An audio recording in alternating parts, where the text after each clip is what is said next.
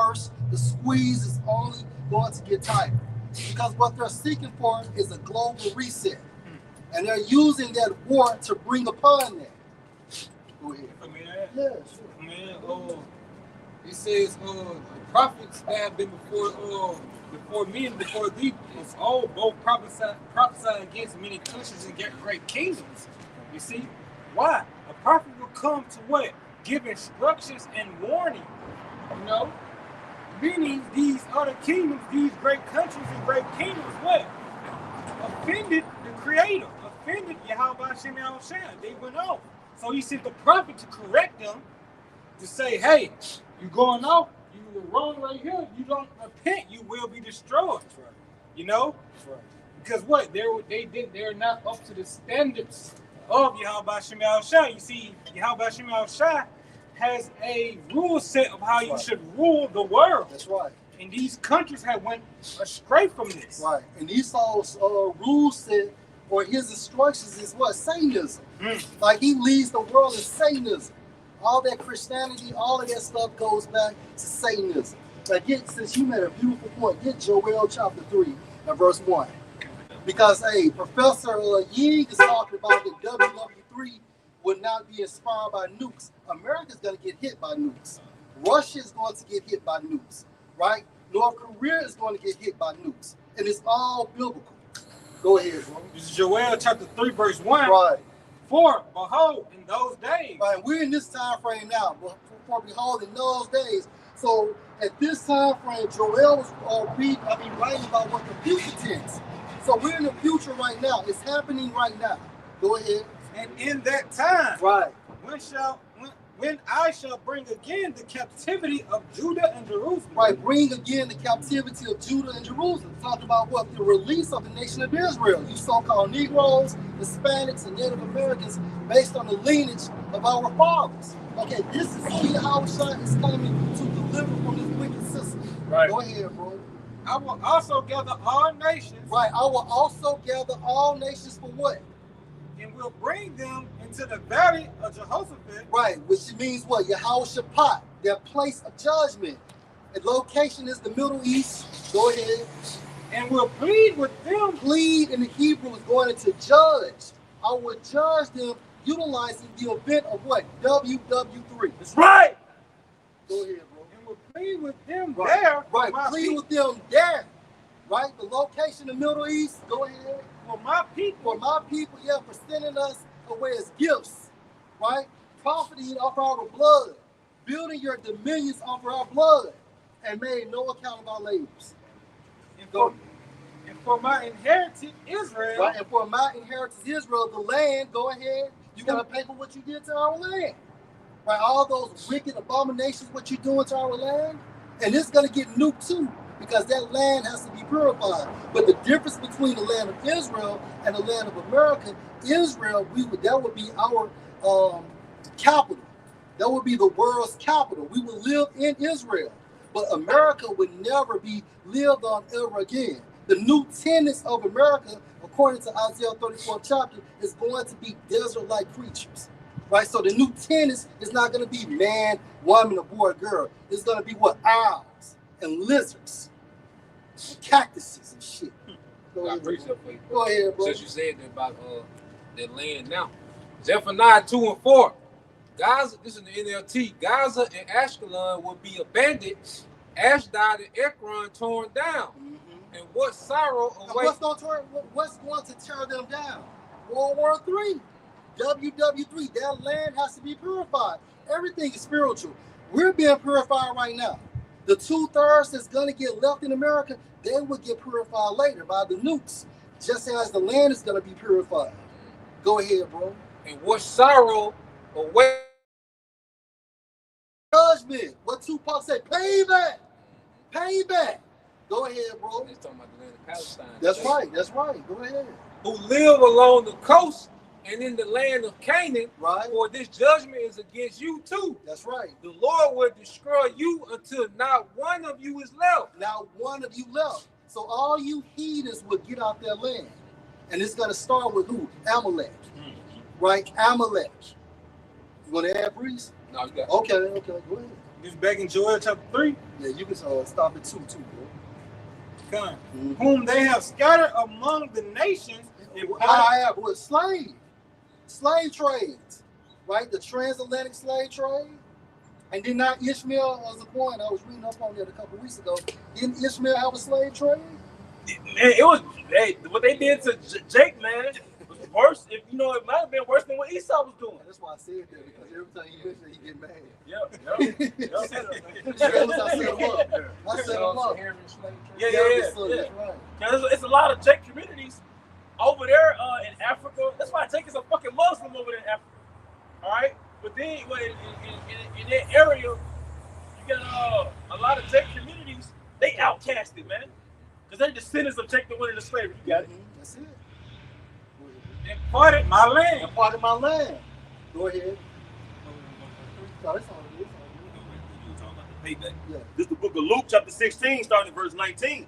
There was a certain rich man which was clothed in purple and fine linen, and fared some. These are the international bankers that control this entire system. They fare presumptuously, right? Meaning, what is their system? Is their dominion going back to the blessing they received through Esau, their forefather? Right, and that's why they are sumptuously. That's why they was draped out in purple. Purple is symbolic for rewards. Go ahead, bro. Verse 20.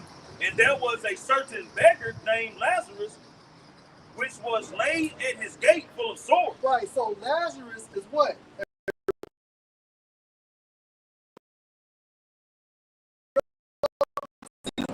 The sores is going into what? The curses spoken of Deuteronomy 28 chapter. Laid at his gate. The gate is a representation for the system, right? We are oppressed within the system, and on top of that, we have the curses being exercised on us. Go ahead, bro. And desiring to be fed with the crumbs which fell from the rich man's table. Hey, Jay catching hell, man. I did a video today about Jay. Jay talked about, man, goddamn, this shit don't make no sense. Talk about as soon as he get paid, it's gone. It's gone. You know, he like literally said, man, you know, as soon as he touch his pocket, it's already accounted for. Yeah. Easy come, easy go. Video, I ain't gonna say easy. video beyond recent. Yeah. As soon as they watch the other day, he got like 2,000 credits. And as soon as he got them 2,000 credits, they started deducting. And he had like 5 credits left. And he had to watch it all happen at one time. That's it. And the sad part about that is that's an implementation of the new system. That ain't even there. So imagine when you can find, man, I'd rather be dead, man. Who the fuck want to live like that, man? You in this small ass confinement and you got credits and they giving you the type of food to eat. They telling you what you can and can't watch. They're already doing it now. But this is going to be much, much worse and much, much tighter. So this nigga want to give you a so-called virtual reality, meanwhile they enjoy the world. It don't make sense. You got niggas rather have a doll, a blow-up doll, than a real woman. This shit is crazy. You rather have a nigga that sit at home and play video games than to travel the world him or herself. That is crazy. You'd rather have FRNs than gold and silver. Hey, that's they taking it back to what slavery was for everybody. Mm-hmm. You know, those slaves were just the backyard of the master, while the master had everywhere else to go. You know. Yes, it's called autonomy. Go ahead, bro. So the slave master has something called autonomy. A free man has autonomy. And what does that mean, Zaquan? You're free to move around. That's right. You independent. You're independent, man. The average Israelite doesn't have autonomy. That's right. Because even if you get a passport, you got to have money to travel. That's right. Jake might go on a cruise and take his ass right back, man. And Jake's money ain't like Esau's money. That's right. Esau can afford to get stuck out these countries for another 2 or 3 weeks. Jake worried about, goddamn, they gonna lose their jobs. You know what I'm saying? Now they using utility money to pay for their extra room and board. You know, using their rent money to buy another ticket, so on and so forth. But Esau, honey, he said we gotta be here another 2 weeks. That's why I said in the scripture, you're subject to payment. That's right, bro. You can't move till you get paid. That's it. You're subject. You stuck right there till I get paid. Right. Like you said earlier, as soon as you get paid, they take the money. Shit gone. Show you how the squeeze is getting worse, man. Because even back in the slavery days, what? Jake couldn't move around without getting with that pass the master would give him. where he can move around. So if the slave patrol see him, he got permission to move around. In school, they call it a hall pass. A hall pass, you know what I'm saying? And now, you know what I'm saying, even with the pay, you know, how you mentioned that, you know, people are getting that squeeze and by the time you get your money, it's gone. Well, it is gone because the taxes, man, they tax the hell out of you before you get it to you. But now, like y'all mentioned about that, what's the name of that little quick film, The Great Reset? Great Reset. You know, that's just another elevated way of oppression, how they gonna start taking out more by way of digital system, and you ain't gonna have nothing by the time it's over with. So you still are gonna have that, the Haggai 4:6, that bag with holes in it. You still are gonna be unable to move because you're gonna have some kind of monetary finances to do anything. But they gonna be stripping all that, man. And then so many stipulations gonna come with, you know what I'm saying, people who even take that Karaga, man. You know, so this devil is only making this oppressive society worse.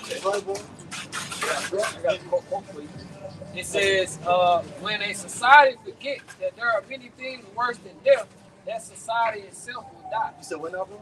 This is a quote by E.H. Looney.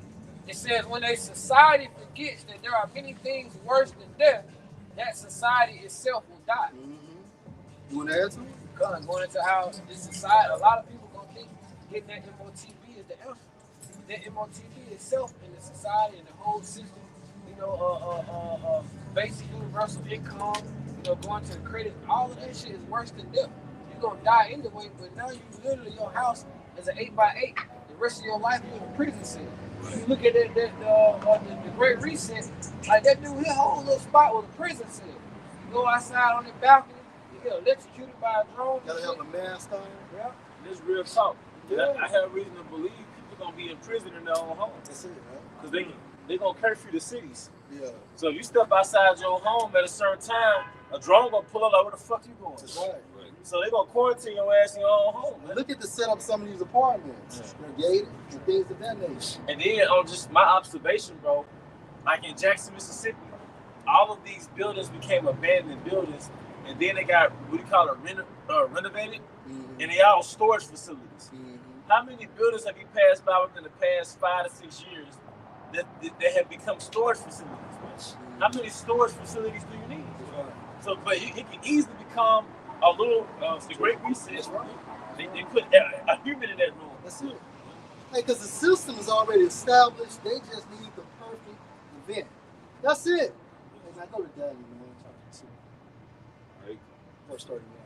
And whoever want to get it, y'all can get it, man. I just had to warm it up, man. You know what I'm talking about, man? You know what I'm talking about? This book of Daniel, chapter 2, starting in verse 31. Thou, O king, sawest, and behold, a great image. Right. This, and we're in the end of this great image. Okay, we're in the end of this great image. We're in the feet portion of this great image. Go ahead.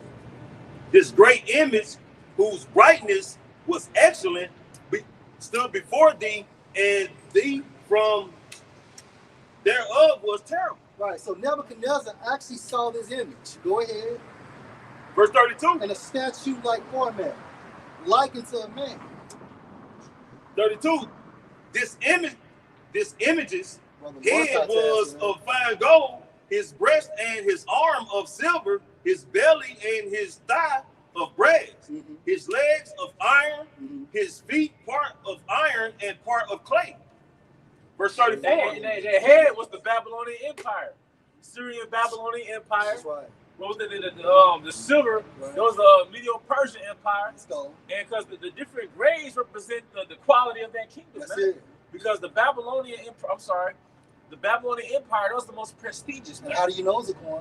It was like it's a what? Gold. Gold, man. And what did Daniel say? That out of your kingdom, these other kingdoms is going to be more inferior to you. Just to back you up, bro. And then then it's the head, there was the neck. Right, read it. The arms, I'm sorry. Daniel chapter 2, verse 32. The image's head was of fine gold, his breast and his arms of silver. Right. Breast and his arms of silver. That's the Medo-Persian Empire, who that's who America's at war with right now. Those Iranians. That's right. It's that lion with the wings. You know that lion representing The Syrian, that's the Babylonian The Syrians, Yeah. and the wings represent the Babylonian. Yeah. The Babylonians. Yeah, because the reason why those wings were plucked because the Babylonians took down the Assyrians, right? But Nebuchadnezzar was an Assyrian. His belly and his style of brass. The Grecian Empire. See, you gotta understand, man. Picture the Most High showing you the most prominent kingdoms, all right, in the history of man in one vision. Right. All right, these kingdoms actually existed, and they were documented in the scriptures. And it showed you how the Most High dealt with heathens too. Yeah. Because did not a heathen get this vision? Come on, man. But he needed the interpretation. That's right. Interpretation be a prophet. And that's why the Most High is like the father of times. That's right. Do you understand what just happened? And then I said Maccabees, and it was so. Alexander, the son of Philip. Yeah. That's right. That was a great, man, one of my most watched war scenes was when Alexander was at the battle of is it Gethsemane? I'm sorry. The movie Alexander. Because I talked about all the time. But that first scene, the major scene where Alexander attempted to unalive Darius. Oh, you go across that river? Yeah, Darius! You coward! But they actually took over the Persian Empire. This is what Daniel was seeing in the vision. That's right. What Nebuchadnezzar was seeing. Mm-hmm. The gold head, the silver brass, man. The silver orange, man. The he go, man. It's how cold the Lord was because he likened it to that leopard with the 4 heads, belonging to the 4 generals who was Cassandra, Ptolemy, Lysimachus, and the solution. Yeah, because that's Daniel the 7th chapter. That's right. All right, go ahead. Back in Daniel chapter 2, verse 33. His legs of iron, his feet part of iron. That's the Roman Empire. But the Roman Empire hadn't been erected yet. That's right. Neither has the Grecian Empire once this vision was shown, man. That's right. Come on, man. You understand? Declaring an end from the beginning. This is why he's called the Most High. This is why he's called He Is. And the scriptures are what? You know, it's a history book as well. They don't teach you this in church, man. This is end time prophecy. Hey, every time you go to a church building, they should be teaching about this. We're in this time frame right now. The end of the end. It's a history book, a mystery book. Yeah. The code of conduct. Yeah. And I was trying to think of a word that describes the future, but it rhymes with history. You know what I mean? Right. All right, go ahead, brother. This is Isaiah 46:9. It says, "Remember the former things of old, for I am the Most High. There is none else. I am the Most High." So the Most High is the Most High. Even when you go into that term Most High, it goes into like an elevated position. So on the right hand and on the left hand, he has that highest position. That's why when those angels go to him in the spiritual realm, they have to look up to his platform, right? And right next to him, you have who? Yahweh Shai. You know, he's at his right, which goes into also the authority of Yahweh Shai. He's the highest ranking official out of the Most High in the spiritual realm. Because I think, brother, you go into like the history of like, you have a king. His number 2 is always sitting at his right at the table. Mm-hmm. It says, I am the Most High, and there is none like me. Right. Verse 10, declaring the end from the And beginning. that's the point. Declaring the end from the beginning. Right? And we have the documentation. We're in the book of Daniel, the 2nd chapter. Declaring the end from the beginning. Go ahead, bro. Hey, if I can say this, we always speak as this is the Lord's movement.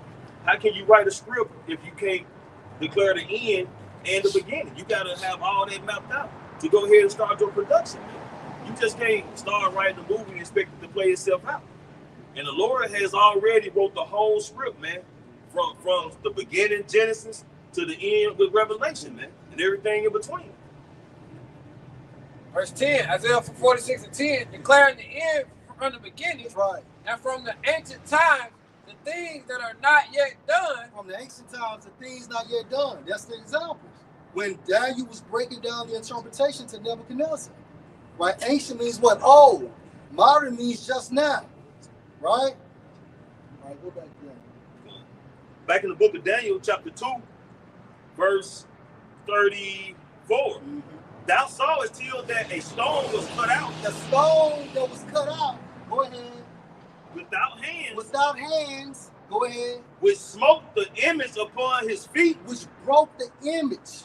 Which broke the image, meaning what? That Yahushua is coming back to destroy Esau's rulership. Now, that stone without hands.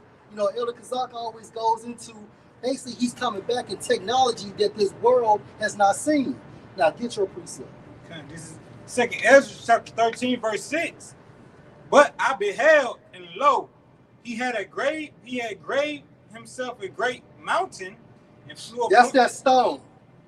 That's that stone. The spaceship, the chariot, That's right. That's All right. right. A cloud. a cloud, A cloud. Whirlwind. a whirlwind, Whirlwind. you know, and flew up upon it. area phenomenon. UAP. Hey, flew up on it. Hey, some speculate that Yahushua gonna be standing on top of that thing. Hey, that's how Jay used to do back in the day. Stand up on top of the hood of their whips. Yep. Who knows? Because they used to call it, then Jake used to ghost ride the whip. That's right. Because look, Jake is very ostentatious. That's right. Jake is very like look at me. Mm-hmm. I remember one picture of Jake out of LA. I mean, it's Jake back when they had Jerry curls and shit. But them niggas was like gladiators back then. Mm-hmm. But Jake was flexing by his car like this, but he had the doors up like this. Right. He was flexing. I'm like, man, but that's how the angels are. I'm telling you, man. Come on, man. Now, I seen brothers turn chariots, Lincolns, into chariots. Oh yeah. So that's fine. That's 2016. This book, Isaiah chapter 28, starting at verse 16. Therefore, thus saith the Lord Yahweh of power, behold, I lay in Zion for a foundation, Zion a stone. is also known as the nation of Israel. You lay in what? A stone, A stone.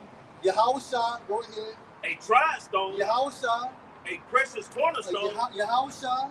a sure foundation. And what was that stone that smote the image? It's Yahushua. The Bible is codified. You have to have the Holy Spirit in order to understand what you're reading. But you have to have teachers too. Because you still can't figure it out without a teacher. Go ahead, bro. He that believeth shall not make haste. Yeah, he that believes shall not make haste. Go ahead. Judgment also will I lay to the line. No, that's pretty much it, bro. Like, go back to what you got. Okay. All right, I'm gonna close it out. I got you, bro. Go ahead. Verse 7. Yeah, 1, 2, 1. But I would have seen the region or the place whereof the hill was graven. Meaning this damn ship is so big, it's lucky for saying, damn, this doggone ship is so big that he can't even see where it starts nor where it ends. So it only makes sense that, I think it's in Revelation 11 chapter, if somebody can fact check me, that basically talks about a cloud. And it only makes sense that the elect will be beamed up together, right? That's how gigantic and big and massive that ship is. And Isaiah the 6th chapter, it talks about this ship is so big, smaller ships was flying out of it. You know how big that ship has to be? Smaller chariots are flying out of it. Independence Day, they showed. Right. But we're crazy. Go ahead. It only makes sense. That could be that same chariot that we came from ancient Egypt. Mm-hmm. You know, I think that's in Corinthians goes to about that rock that followed the Yup. Israelites and led the Israelites. Yup. That rock was and Yahushua. That's right. And how many, you had what, million plus coming out of Egypt? Yeah. I mean, that had to be a hell of a ship, a chariot to be a pillar by day and fire by night, man, to cover, to overcast all those Israelites that was doing the exodus. Because you could look at them, if you in the front, you couldn't see all the way to the back of the Israelites that was walking. That's right. You know, That's right. just to make a quick point. Now, hey, get Ecclesiastes 1:9, yummy y'all. Ecclesiastes 1:9. And then Malachi 3:6, Yahushua said, Yahushua says, I changed that. So how we left the last time is how we gonna leave this time. Just more glorious, man. Prepare for glory. Right. All right. You go ahead, bro. This Ecclesiastes 1:9. Right. The thing that have been is that which shall be. Hey, the mechanism of us being delivered, right? That fathership, go ahead. And that which is done is that which shall be done. Right? And there is no Meaning what? What shall be done? Us getting up out of here. Leaving out of ancient Egypt, right? Which is modern day America. Go ahead. It says, and there is no new thing under the sun. Hey, there's no new thing under the sun. So, hey, the same vehicle, man. A large, gigantic chariot, right? That fathership. And it's not a mothership. It's a fathership. All right? Go ahead, bro. The second Ezra 15 and 11. But I will bring them with a mighty hand and a stretched out The arm. mighty hand is talking about Yahushua, the Son of God. He's coming back. A mighty hand. Hey, what did Yahushua say in Isaiah the 63rd chapter? I will not meet you as a man. So this time he's coming back as an extraterrestrial being, man. And he's going to be inside of that fathership as he leading thousands and thousands and thousands of the angels out of the spiritual realm into the earthly realm. Right? This is going to be spectacular. Just like what? Isaiah 27 chapter, Salaki. Isaiah 47. They even got these numbers in my head. Go ahead, bro. But I will bring them with a mighty hand and a stretched out arm. Right. And smite Egypt with plagues. Smite Egypt with plagues. And what's the plagues? Plagues goes into judgment, nuclear destruction, and what's the other plagues? Those laser beams coming from those chariots. Right? Give to her double. That's 1, 2. And smite Egypt with plagues as before. Right, and smite Egypt's plagues before. So just like Egypt got hit before, Egypt's gonna get hit again. Go ahead. It will destroy all the land thereof. And will destroy all the land. America's gonna be destroyed, man. All right? There's no more investments that's gonna be conducted in America, man. No more buildings, right? No more amusement parks, no more sorcery, no more whorehouses and so on and so forth. Vehicles, airplanes, America's going to be destroyed. Go ahead, bro. This the book of Whoever want to jump in. This the book of Jeremiah, chapter 16, starting at verse 14, because you're going into nothing new on the sun. You know, because right now it's being, to this day, talked about that great deliverance out of Egypt. This book of Jeremiah, chapter 16, verse 14. Therefore, behold, the days come, saith the Lord Yahweh, that it shall no more be said, That's right. the Lord liveth, Right. that brought up the children of Israel out of the land of Egypt. So we're talking about this time frame now, right? Because look, we got the Passover coming up in a couple more weeks. So we're going to be talking about it again. But guess what? Go ahead. Verse 15. But the Lord Yahweh liveth, that brought up the children of Israel from the land of the north. Now, what's the land of the north based on this context? That's North America, man. America is the land of the north. Go ahead. And from all the lands whither he had driven them. The elect, right, that will be delivered too, starting with the 144,000, trickling down to elected men, women, and children. Right? Now, in the wilderness, Ezekiel 20 chapter is going to the non-elect that's going to be destroyed in the wilderness, wherever that may be. That could be in South America or Africa. We don't know. Go ahead, bro. And I, Yahweh Shemi outside, That's right. will bring them again into the land that I gave unto their fathers. And just like Yahushua, just how Yahweh used Yahushua to lead us out, it's going to be the same delivery system. That's right. Right? It's the same thing. Nothing is new under the sun. Right. And the Lord delivered us out of Egypt, man. Okay? And that was, and when 1948 hit, those small heads got over there by way of 747s, planes and shit, man. So that's a clear cut that these people who call themselves the Lord's chosen or the Lord's people are not those people, man. And that same evening, they had a war. Yep. They went to war with Egypt. Yep. Right? So how the hell can these be the people? And then where's Yahushua at? If these are the people, where's Yahushua? Where's King David? And most importantly, why are people still dying here? Right. Why are their people still dying? Because they supposed to be exercising immortality. Where are the other 12 tribes? So like, where are the other 11 tribes? Right? Why are nations at war right now? Pursuant to Isaiah, the 2nd chapter goes into how the earth is going to be at rest. That's right. It shows that when the true children of Israel, the inhabitants of the nation of Israel back in their homeland, nations not going to war anymore. That's right. Because Yahushua is going to destroy all those weapons in his second coming. And when did WW3 happen? Because you cannot get there before WW3. You cannot get there before the mandate of the chip. Why the fuck I'm still going to work? Yeah. Shit. Hey, what old girl say on shit? What was that movie with the what I did last summer? She was spinning around. What are you waiting for? What are you waiting for, Esau? What are you waiting for? Oh, man, I'm fun. This is damn cool. All right, go ahead. We're going back into that stone. This is Revelation 18, starting at verse 20.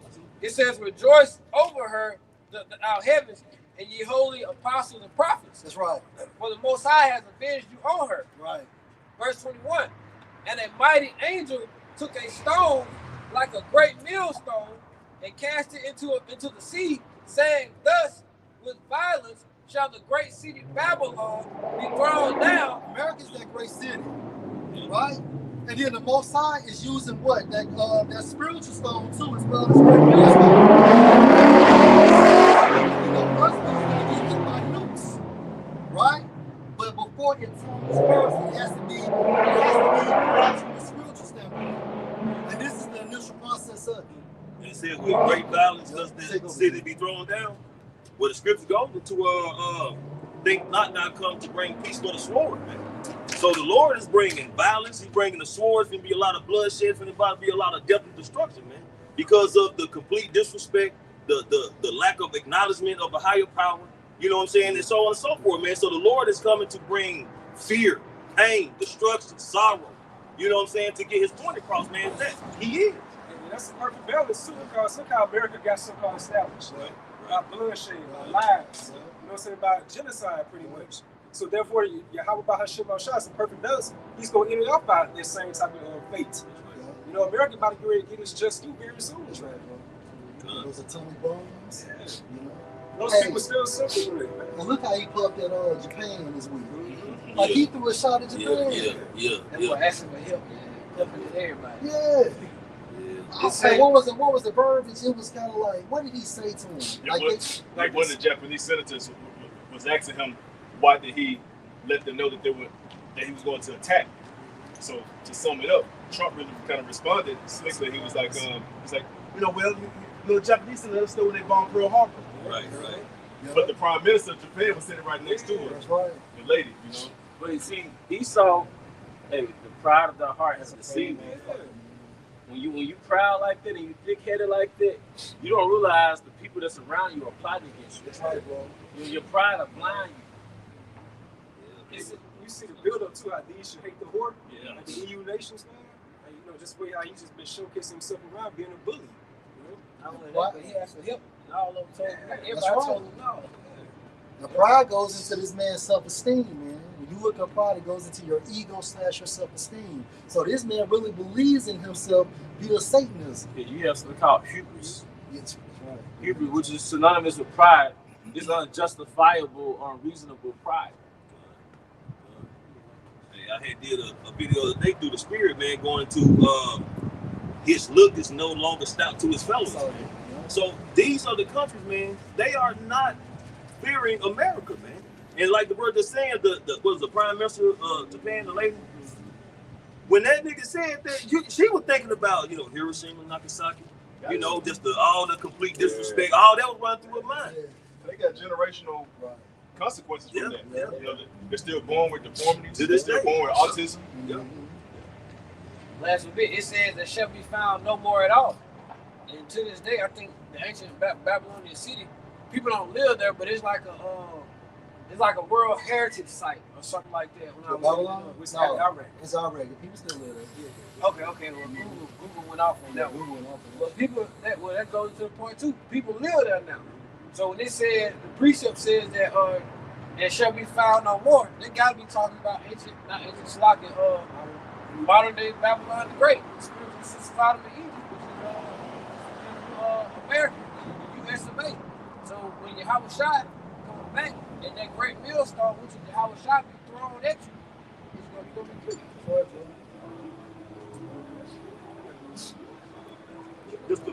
This the book of Proverbs, chapter 16, verse 18.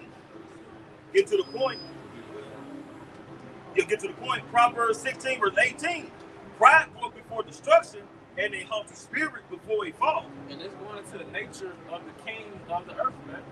It goes to the nature of Babylon, man. Babylon is a proud whore, man. Like this how what's it? I'm sorry, the word imperious, because the word imperious, the Most High personified Israel as an imperious whore. The Most High personified Israel as an imperious whore, but Babylon is an imperious whore, man. You know, a fucking imperious whore. The mother of harlots. And it's the way you conduct yourself amongst the other kings of the earth.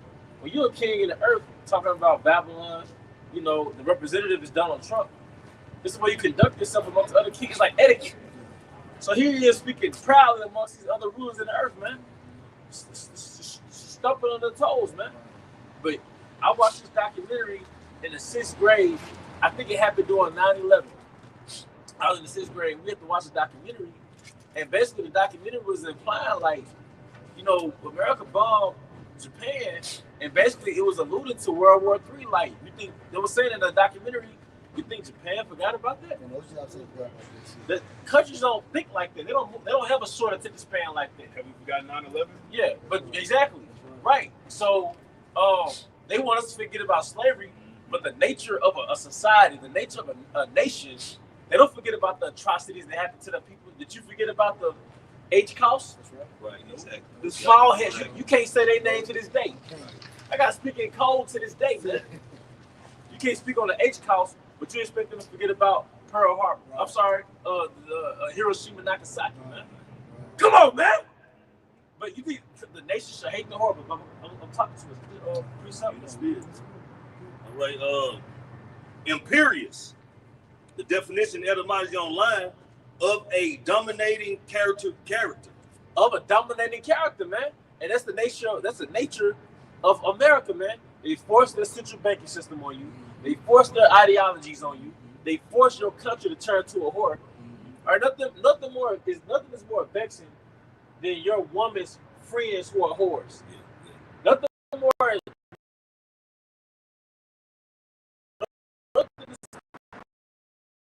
Because I'll tell her the same thing to turn against you. Be a whore against your husband. So on a societal level, nothing is more vexing than another country.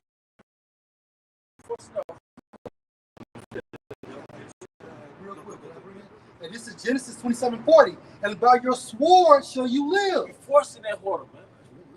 Westernization was forced whoredom. I'm telling you, bro. Do you understand the spirit that the earth was in before westernization, before colonization, before the Spanish, the French, the British, and the Portuguese came into power? The petrodollar. Before the petrodollar came into power, man?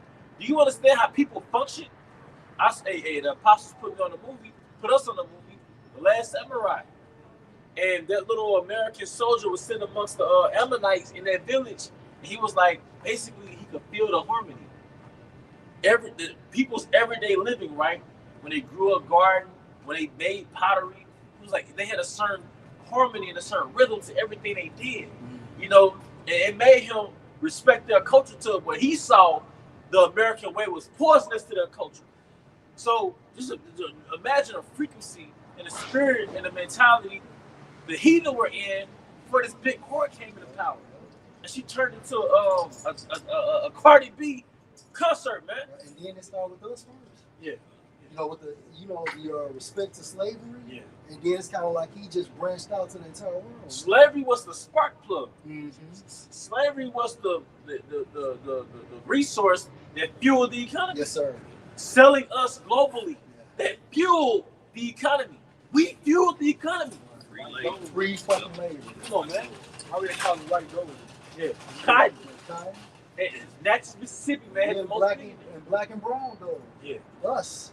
Like you got. And look, everything is a relic. Everything traces back to slavery. Yeah. Like you buy rum. Rum it goes back to that sugar can on the island. You buy Coca-Cola. And they recently changed our favorite rum called Plantation. Yeah. They changed that name from Plantation Rum to Plantaray. Yeah. What? You know, Which is that French for plantation? they got it. I don't know. So, But why did they call that in the first fucking place? to your point, Because going back to Revelation, I think 11, they said gifts one to another. They hit a lick on the 12 tribes to the point where they still put the relic of slavery in your face. This is the lick of the earth. This is the fuel of the economy of the earth. We all in the EP. The global slave trade, everybody eats. Gave a boy for a harlot, a girl for some rum.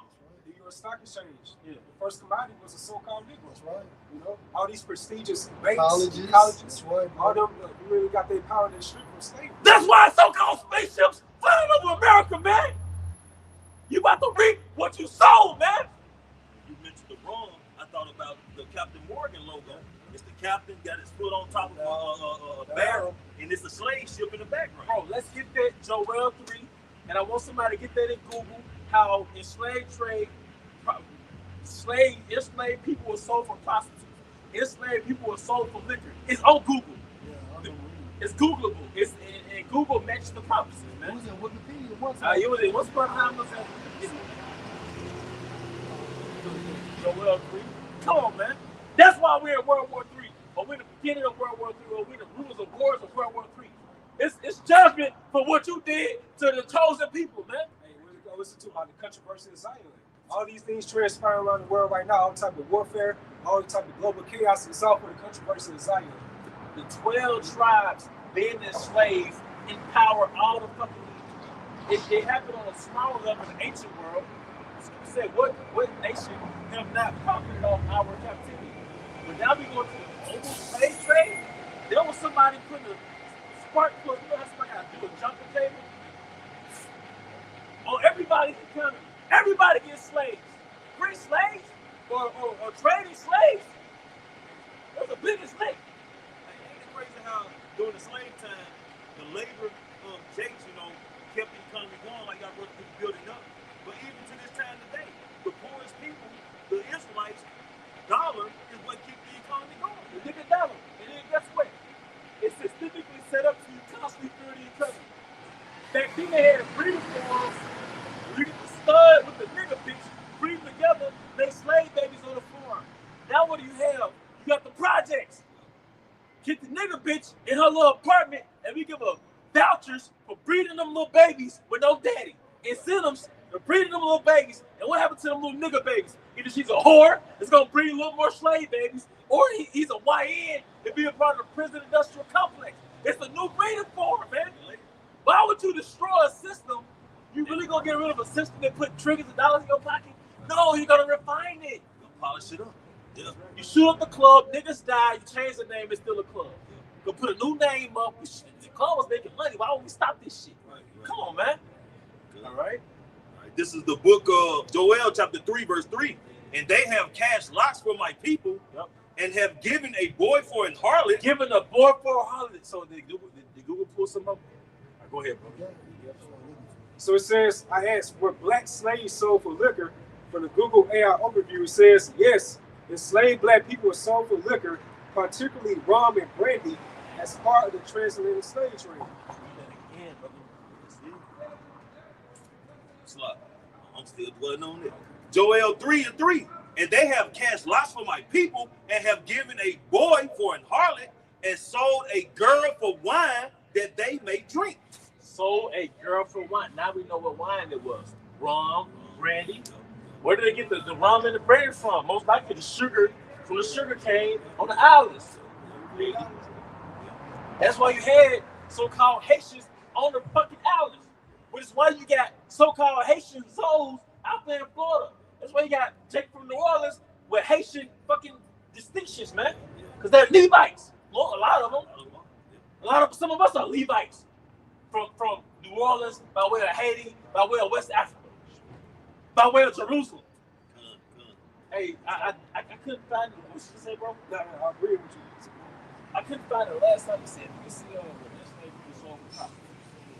couldn't find it last time. Yeah. Okay. The book of Joel, chapter 3, verse 3. And they have cast lots for my people, the Israelites, and have given a boy for an harlot. And you indigenous niggas said the slave trade never happened. You niggas is stupid. You niggas is stupid, man. You niggas is stupid. Then you self-hate niggas want to be everything but an Israelite. You want to be everything but a so-called Negro. And all them goddamn artifacts used to be in those museums when we used to go for elementary school. You go to those museums, they would tell you we were slaves. The Civil Rights Museum. Right. They had the artifacts. The conversations which your great grandparents told they children on down. You had conversation. Maybe they just weren't listening, man.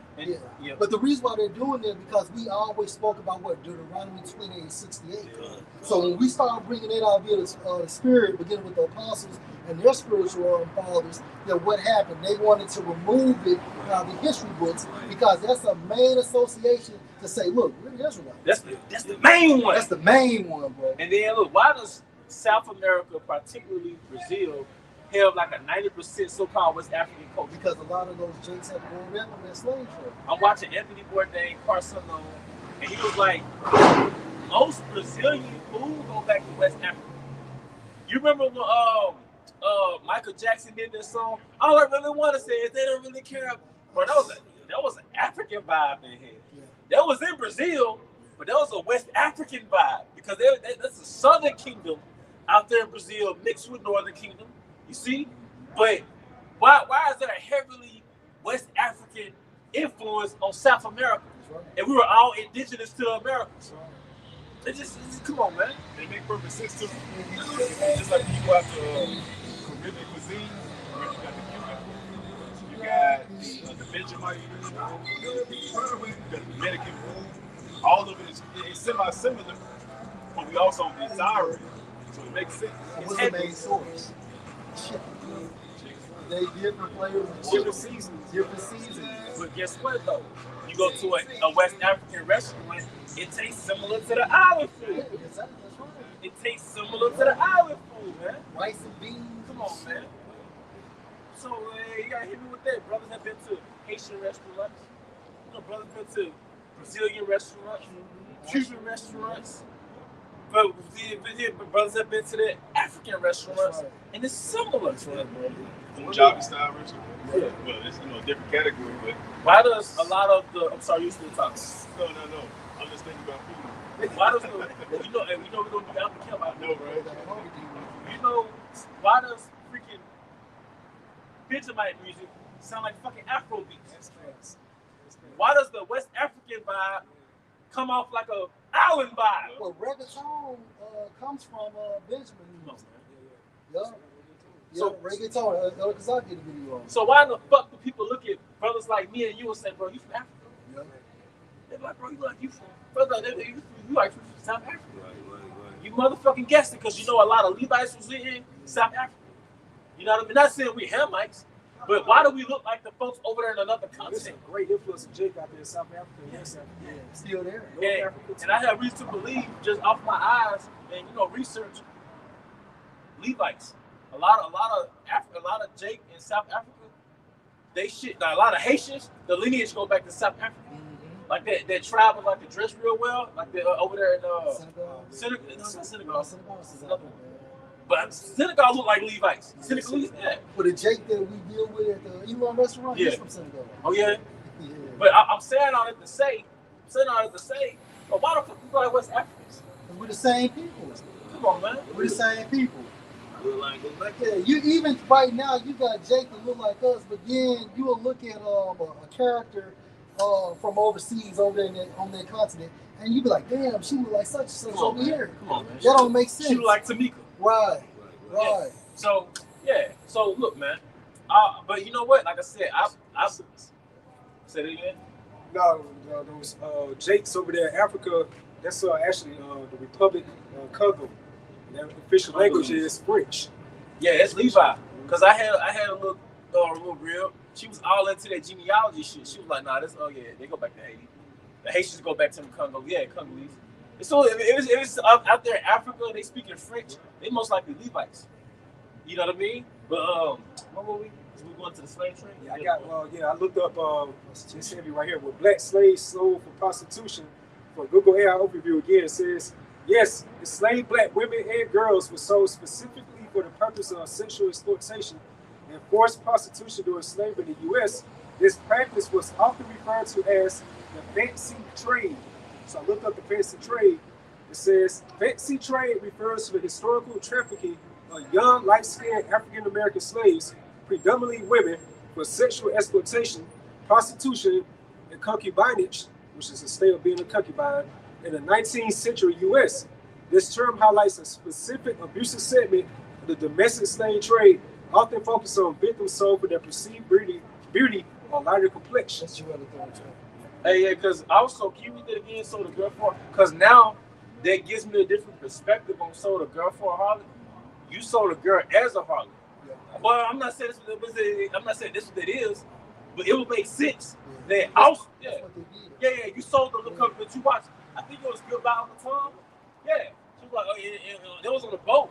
Like, I got me a little toy for you. And it was like a little young Israelite girl. He turned them out. Yeah, he turned them out. So it makes sense that also you saw the girl as a harlot. Yeah, because what you do with your toys? Play with them. You play with Play with them. You play with them. You already know Esau, this man is sick and twisted anyway. So Yeah, Same you what he did with the fucking killed boys. an aider. yeah. So it just showed sex trafficking always been their thing. Doing Big that. time. But see, yep. Hey, what's the scripture is going? Ezekiel the 28th chapter, through your traffic. Yeah. You know what I'm saying? Yeah. Human trafficking. Yeah, he trafficked us as a nation of people, beginning with Judah. That's He right. conquered us, beginning with the Gadites here in America. Mhm. And then he said, okay, you know what?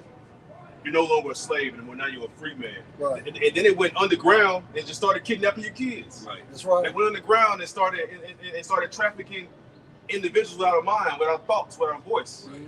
You know what? The scripture says Esau's a cunning hunter. Yes. A hunter, he hunts then kills. I'm sorry, he hunts and eats. Like, he hunts you, then he eats you. Even a farmer, because he farmed us on the plantation. He raised the animal to either kill it and eat it. Mhm. So if you ever been around a racist Edomite, they look at you like an animal. Mhm. Like they would literally kill you and eat you, You man. gotta watch them motherfuckers. Hey, what devils, man? Hey, but if you moving, if you the only so-called black person moving amongst a bunch of Edomites, it's your fault. It's your Hey, y'all haven't seen the movie, watch Blink Twice. It's free. It's on Amazon free, but it's more so like Yes It shows you how they get down.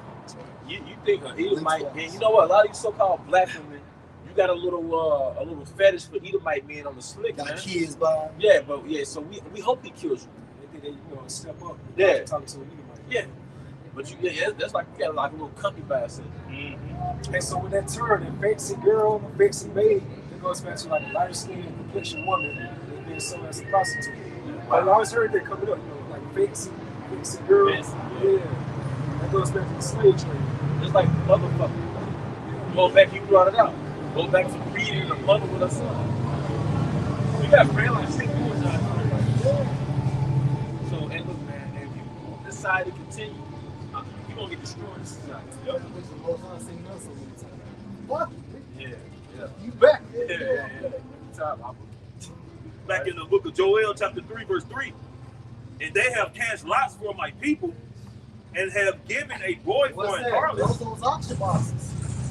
You know, and now the auction box is your modern day combines. You got Jake out there in NFL, have to run fast, a certain speed, have to jump a certain height, have to catch so many balls and things of that nature. That's the modern day auction boxes. That's right. Prison industrial complex. Yeah. Then we understand the pipelines too. Yeah. We know them public schools breed inmates. School to prison pipeline. I think psychologists said by the time a child is in second grade, they know if you're going to go to prison or not. Like they got into a science. By the time the little Israelite boy is in the second grade, they know based off his behavior, if he's a 7, 8-year-old, he's going to be an inmate. And think about the school system in prison. You have segments for alarms. Yeah. You have a school bus. You know, everything is structured to their curriculum, so it's grooming you to be a fucking inmate. Where you school lunches like prison food. Yeah. You got the trains, stand by one in the bus lines. Even the music industry. Remember Bobby Smurder, video with viral him, he recorded from the record label? Yeah. He used to act like a straight monkey out there, man. While these so-called white people just looking at him, like laughing at him. Sliding on the table, the auction box. You were standing up on the table, sliding on the table, Because performing on that. Okay, yeah, just performing on that auction box. I wouldn't be surprised if the word boy toy went back to Israelite boys too, man. I'm just speculating, yeah. Because I mean, like I speak as a man, but you know, I know how Edomites look at Israelites. I know it's a documentary like in Dior that show you like when those European, so-called white men come from Europe, they be bound on little boys to be on the beaches. Yeah. So, they be prostitute boys out too. Yeah, they'll go from Europe to South Africa with local goods and prostitute their own little ones.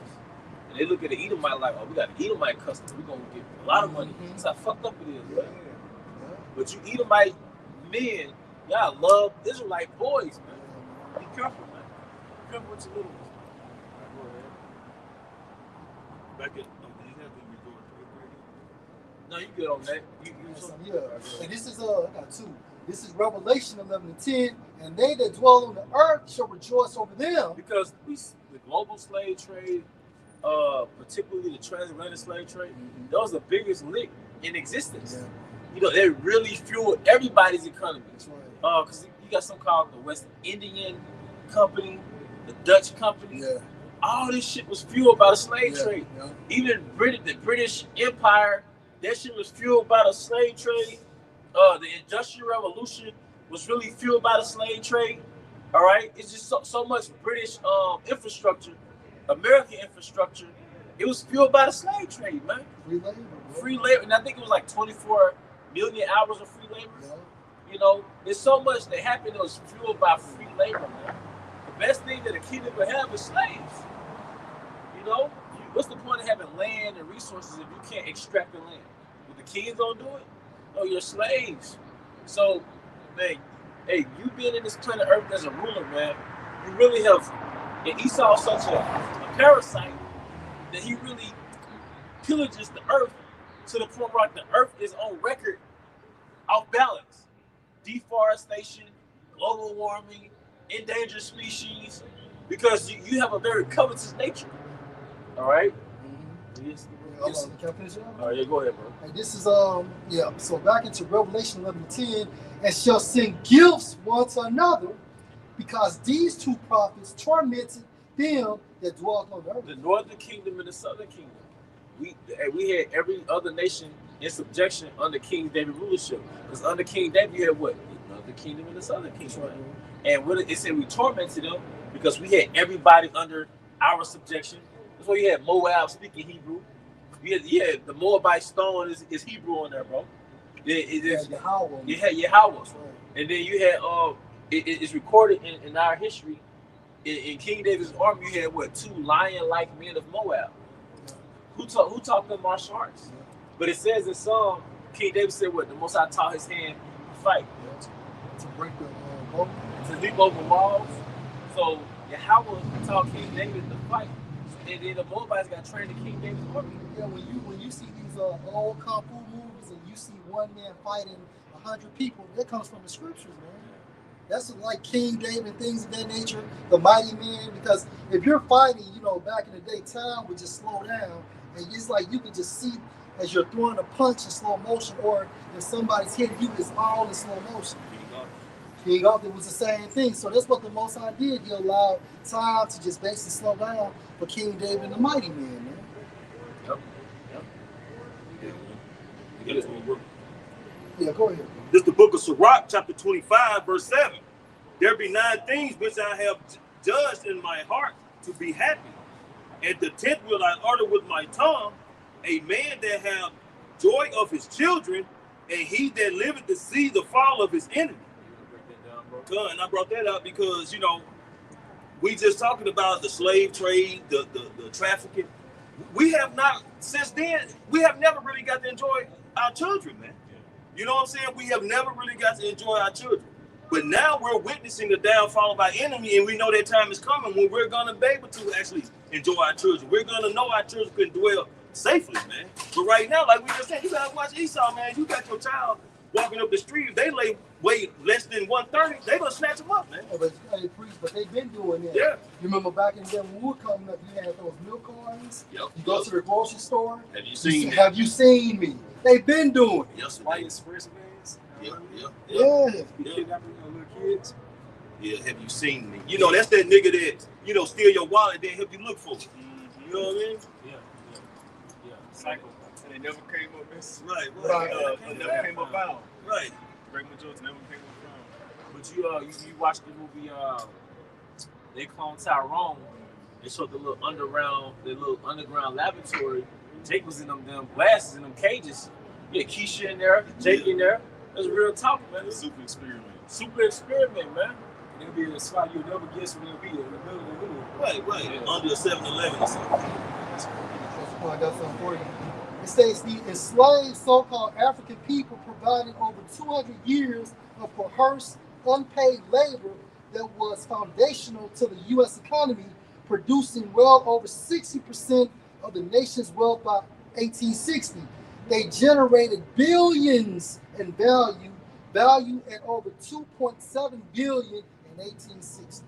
And somebody get $2.7 billion 1860 compared to that amount today. Now, what's his worth today?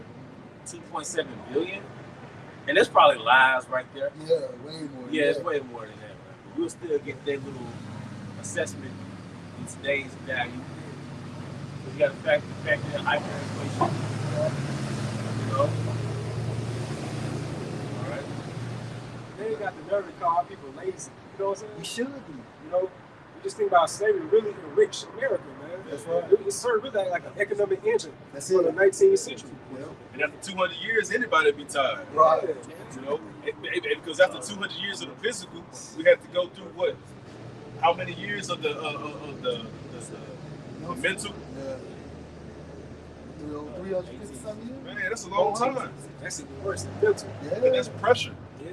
That's a lot of pressure. So you've been pressing down on these people for hundreds of years, and you still look at them with an evil eye. Right. Then you work 12 months out the year. You know.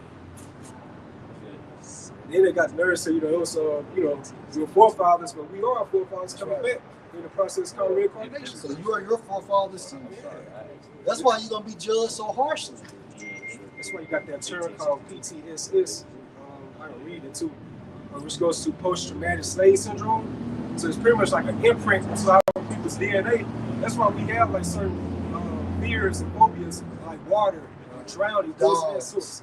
Or doctors, you know, Yeah, doctors. especially Needles. Needles, Yep. handcuffs, Lights. flashing We've lights, been traumatized, man. bells. I got a precept for you for your point you just brought out. This is Lamentations 5 and 7. It says, "Our fathers have sinned and are not, and we have borne their iniquities." That's right, man. It shows you that we are our forefathers coming back again in the process called reincarnation. That's why nothing is new under the sun. Because the same people that was doing things before time, the same group of people more than likely are here back again, repeating the same scenarios. Because the Most High said he visit what? The third and fourth generation. That's right. How does he visit the third and fourth generation? You Based always upon coming something back that on they Earth. did. You coming back on Earth? Reincarnation. Yep. So look, man, this is the time of judgment, and see, the Most High set up the prophets to illustrate the scriptures, and the scriptures are here to give perspective as to why everything is going on the planet Earth, i.e., the conflict in Iran, all right, wars and rumors of war, the crazy weather, all that is in the scriptures. But basically, these are labor pains that happens before the sun enters the womb of the earth. I think, like you said, it's no such thing as the mothership. If anything is the mother, it's the planet Earth. If anything, go ahead, bro. So let me put that. No, you got it, bro. Could you have me to look this up? You asked in 1860, slavery made about 2.7 billion. How much is that worth in today's time? So just gonna kind of breeze through it. Today, that 2.7 billion is worth 90 to 110 billion today. Okay, then when you go to the context, it says enslaved people were tragically and the single largest asset class in the U.S. at the time, larger than railroads and factories. The value was comparable to a huge share of the total national wealth. You know, Esau goes off on the numbers. I'm thinking trillion. I'm thinking trillion. They trillionaires. Well, there are trillionaires, man. And Esau, he functions off of exploitation, man. But you got to remember, too, he enslaved the Hamites. During European colonization, this man enslaved the Northern Kingdom, the Southern Kingdom, Africa, West Africa, Central and South America. You enslaved continents full of people, man. And he still was fucking over his people over here making money out of them. Yeah. So, but, hey, look, man. Because, look, then what happened before slavery, we had that railroad that was built from the East Coast to the West Coast to get what gold, huh? Chinese, Yeah, come on, to get that gold from the West Coast back to Europe, man. Gooks. Hey, somebody get that mic up about that covetous, man, how they covet fields. That's what I call San Francisco 49ers. Oh, yeah. So, man, you've been hitting the lick. You've been on the same lick for 500 years. Then you name your football team after the incident. Because you know how they say if somebody broke in your house, it's because you let them. Like you let your cousin or some so-called partner in your house, right? Then he'll tell his partners, and they'll come breaking your shit. Yeah. So they sent pioneers. They sent pioneers to the Americas. Which pioneer goes back to pun. So it's a chessboard, and you sing a pun to the other territory. Okay. So yeah, they sent the pioneers to the Americas, and they went back with intel. Now after the pioneers, you came back with their lick. Hey, same thing. Christian, what's his name? Christopher Columbus did. Yeah. He went back to King. What's the king name? Ferdinand. Ferdinand, and he was basically like saying, "Well, these people for the taking. They're so polite and peaceful. I just need the ammunition and the funds to take over, man." Yep. Now, this shit gonna be sweet. Easy. Yep. This is Micah 2:2, and they covered fields and take them by violence. It can't be simple. A field don't mean, oh, they got 2 acres of land. It's the world. It's the world. You covered countries. You covered, what does it mean? You want the resources, man. Right. And you've done that all throughout the world, man. That's right. But going back to the blessing, they're not a dynamic in their blessing. It stated they should get the fatness of the world, the fatness of the earth. These are your best places. See, Trump tapping more into that spirit now. You know, somebody will conquer in Cuba, Ecuadorian. Yeah, as he's losing. Ecuadorian.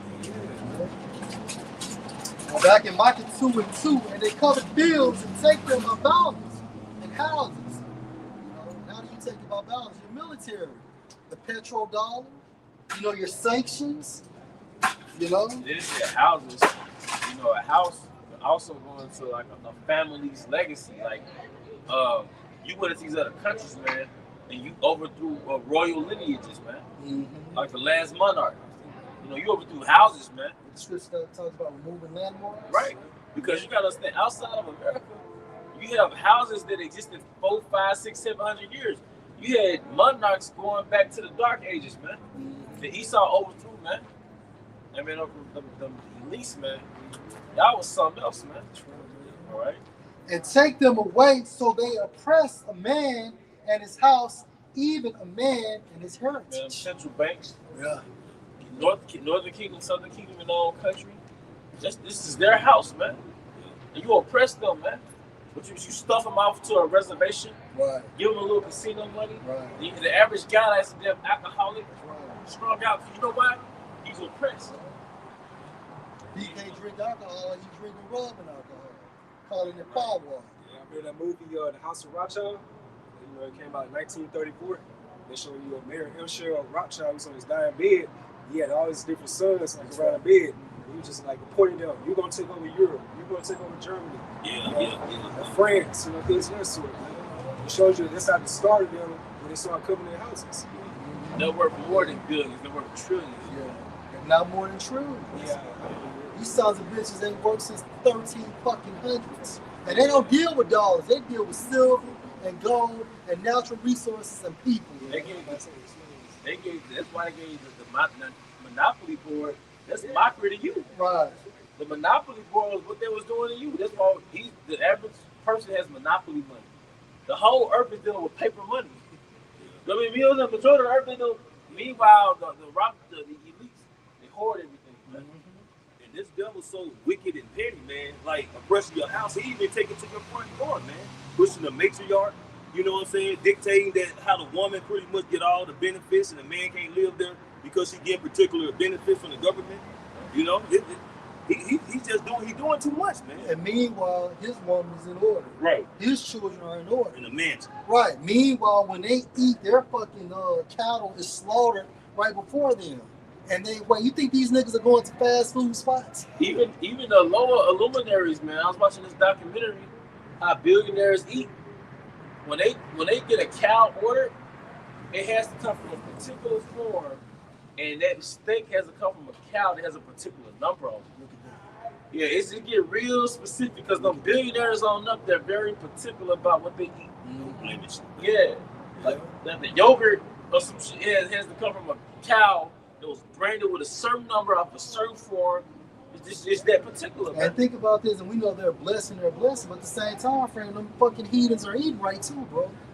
The things we consume and put in our bodies, they're not doing that. They have the best wine, the best alcohol, the best drugs. Well, I could pretty much ascertain that in the ideal New World order, the average citizen will be eating impossible meat. They could be eating beyond meat, impossible meat. They just finesse you with that shit. That's right. All right. And this is 2 Corinthians 4:4. And whom, verse 3, but if our gospel be hid, it is hid to them that are lost. And whom the God of this world has blinded the minds of them which believe not. Because what does a wizard do? A wizard has the power to enchant, cast spells. Yeah. How does he cast his spell? Through the media. That's right. Through television. That's right. Right, those conducting all these experiments in Germany with the TV. The TV was set up to cast. It's a spell on you, man. That's why you have like the cast, a casting company, broadcast. You're casting. You're broadly casting a spell. Hollywood. Why is it called Hollywood? Casting crew. The casting crew. Casting crew. They're all witches. It's witchcraft. Because where the Hollywood goes into what that Hollywood. The Druids used to use to cast spells. Use as bloods. Yeah. That's why we kind of like Disney World and all that stuff. It's magical. You know? It goes back to the witchcraft and the sorceries. That's right, bro. That's why the whole country is under MK Ultra. That's right.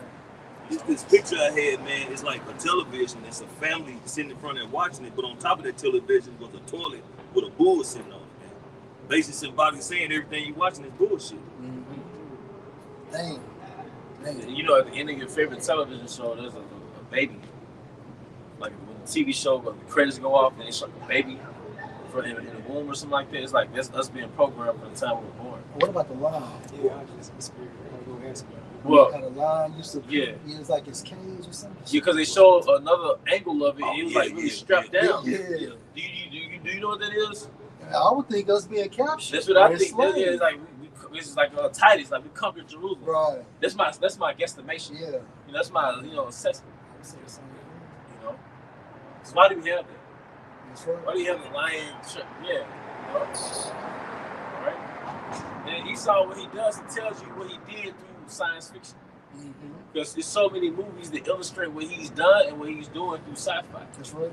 All right, go ahead. Back in 2 Corinthians 4:3, in whom the God of this world has blinded the minds of them which believe not, lest the light of the glorious gospel of Mashiach, who is the image of the Most High, should shine into them. Because basically 2/3 are still under that spell because they're the 2/3. Yeah. We were once under the spell. It That's right. tells you is it 1 Peter 4? We once were in darkness. Yeah. But the most part of that luminosity was from Yahushua tapping into our psyche. That's right. You know, he cracking our souls, man, and waking us up, man. He knocking on that door. He knocking on that door, man, and woke us up from this sorcery. This is real talk, man. It tells you that Babylon, it hurts about the souls of men. You know, America really, Esau really mastered sorcery. The elites are really wizards, man. Yes, sir. And that whole thing is going to put the whole world under hypnosis through the media, Right. through the school system. I think hypnosis goes back to sleep.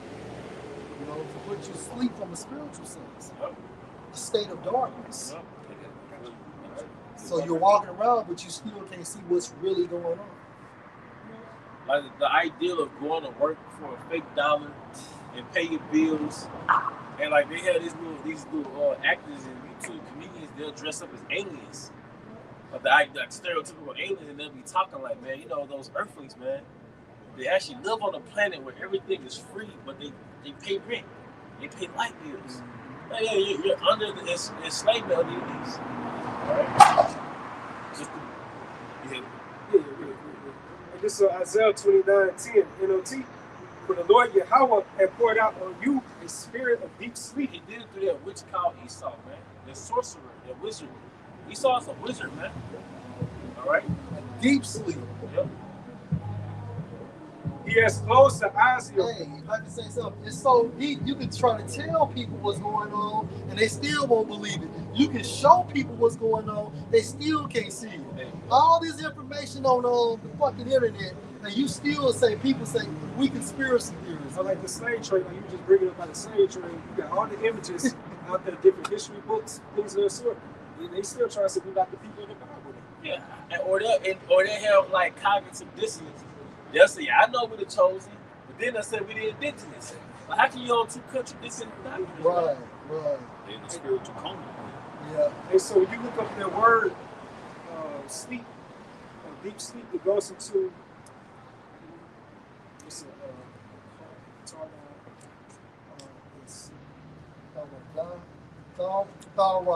Dama. Yep. So it says in the outline of biblical usage, deep sleep, trance. Once you go to the word trance, it says a half-conscious state characterized by absence of response to external stimuli, typically as induced by hypnosis. See, that's what the Most High would put, the prophets in. Certain times at trance, so they can receive that vision. And that's what Esau do on the left-hand side to keep you asleep, or to make you sleepier.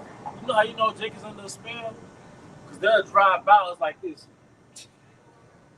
So to look at this, like, what is that? Why are they dressed like that? And what is that? What world did you live in to look at us like we're foreign? Right. What world, what spell are you wanting to look at your heritage and your culture like? What is that? So that shows you the Most High work. That deep sleep, it works, man. You got an angel set up like Ben Wallace. Yeah. Blocking everything you try to get, any type of spiritual understanding. What's that shit the doctor be using when they keep you sleep? Anesthesia. Yeah. They hit you with, so if they start seeing you kind of waking up, they'll put a psyop out there. That's like Buff Daddy, all that bullshit. That's another anesthesia. Yeah. Put you back down. They hit you with another dose. Yeah. Sleight of hand. Yeah. Well, I had a surgical procedure when I was young. Hey, that shit worked. Because, a boy told me to count to like 20 or something. Yeah. But I was knocked out before 20. And then when I woke up doing the procedure, they hit me again, bro. That's what they do when they put that shit on. They like count to 10. They put the hypnosis. Yeah. That ain't no anesthesia. That's it. They do it through video. That's right. Man, Esau, man, I ain't gonna lie. I marvel at this. That boy cold, man. I marvel at to take something little and say, okay, we're gonna do this on a grand scale. We our forefathers mastered witchcraft. Now we're gonna take this witchcraft and use it to call technology to cast on everybody. Man, bro. That's why scripture says it's hard, it's deep. That's right, bro. He put it there. This levels to his wickedness. Yeah, and there's more to Esau than him just being out there in the field in a goddamn deer stand. Yeah. It's more. There's more to that shit, bro. That's Sword what. could be different. Now I'm saying that sword is blessed on the left hand side, could be different fashions. And that's his little country redneck cousin.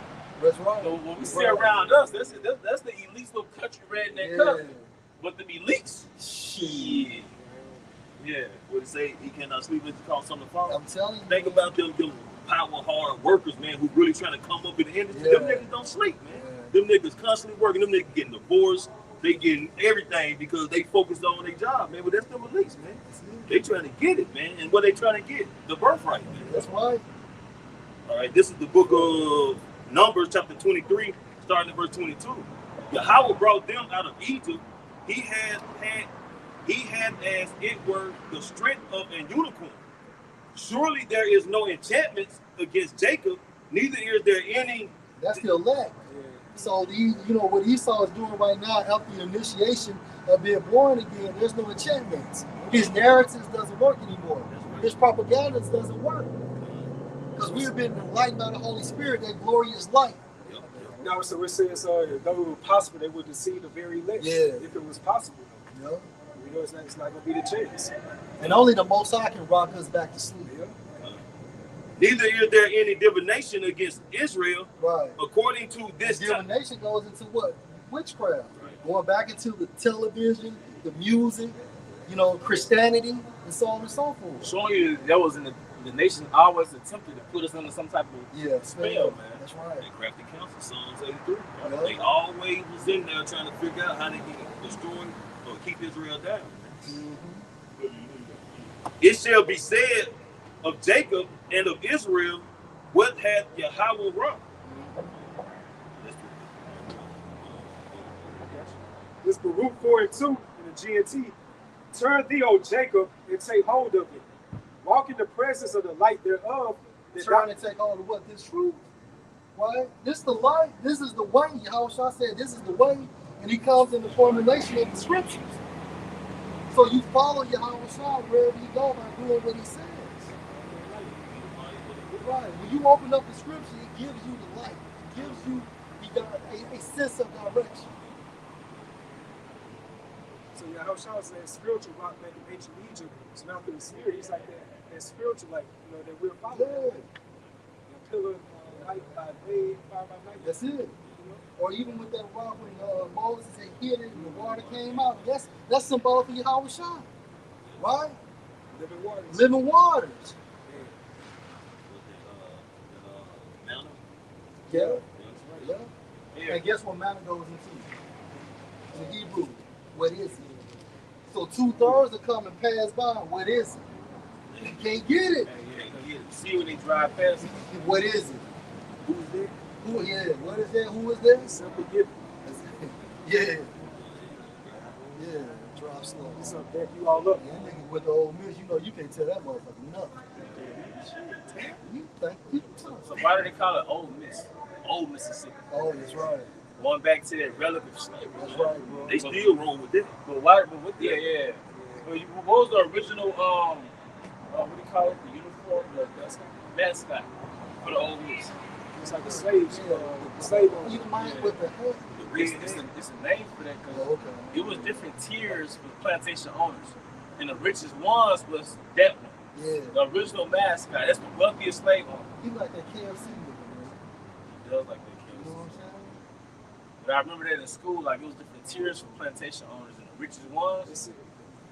It says the primary old mascot for the University of Mississippi, Ole Miss, was Colonel Reb, a character of an antebellum plantation owner designed in 1937. Hey, can you Google what was the different types of plantation owners, the different tiers of plantation owners? It was a word. It started with Y, but it's a word for the different levels of plantation owners. It kind of put me in the mind of your boy on Django. Yeah, Candyland. That's right. Yeah, he was up there, man. Not my nigga. Yeah. Hey, man, it's Mississippi, man. If y'all ever come to Mississippi, go to the Civil Rights Museum, go to the Black History Museum. I can ever Mississippi. Go to this because then it said Judah and Ephraim was oppressed together. So the Civil Rights Museum, there's a section where the Southern Kingdom was oppressed. Then it showed how Northern Kingdom lived before Esau, man. How they were oppressed, man. All right, and the way you know this is systemic.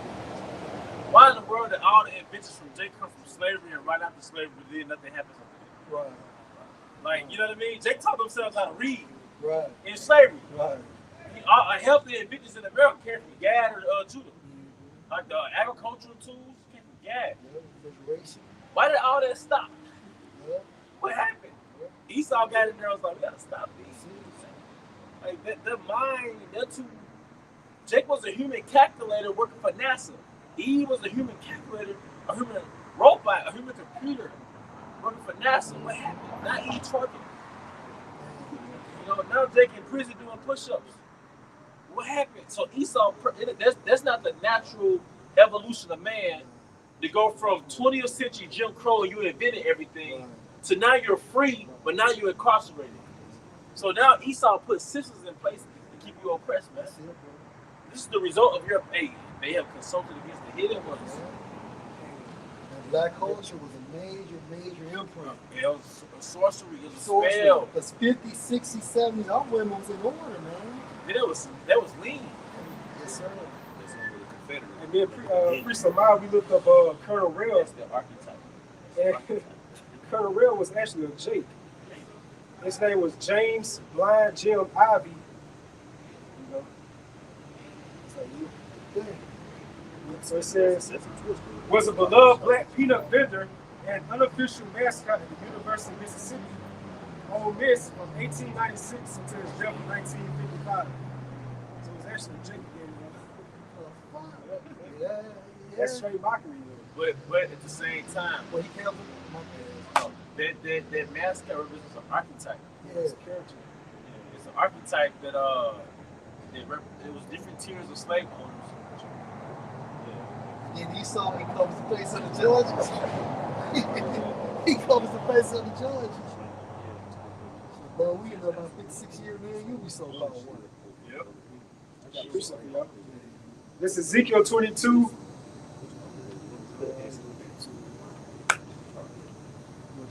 Slave mockery.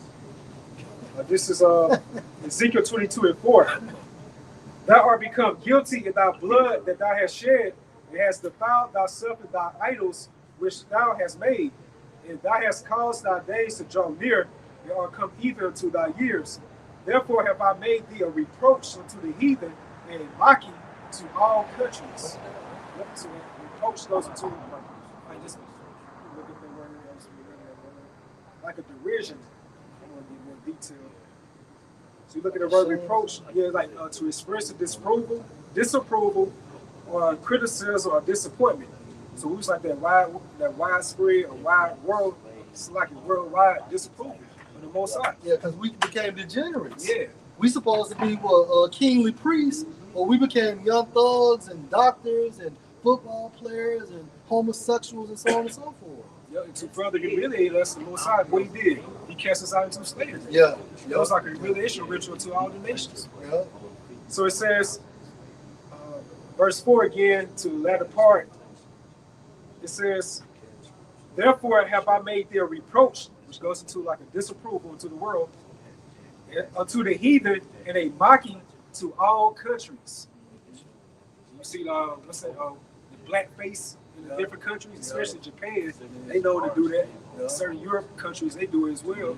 You know, look at the mocking going on right now with the Houston rodeo situation. Everybody making mockery of the so-called black woman. Like she's like the face of degeneracy right now. You know, I got one for you, saying to back you up.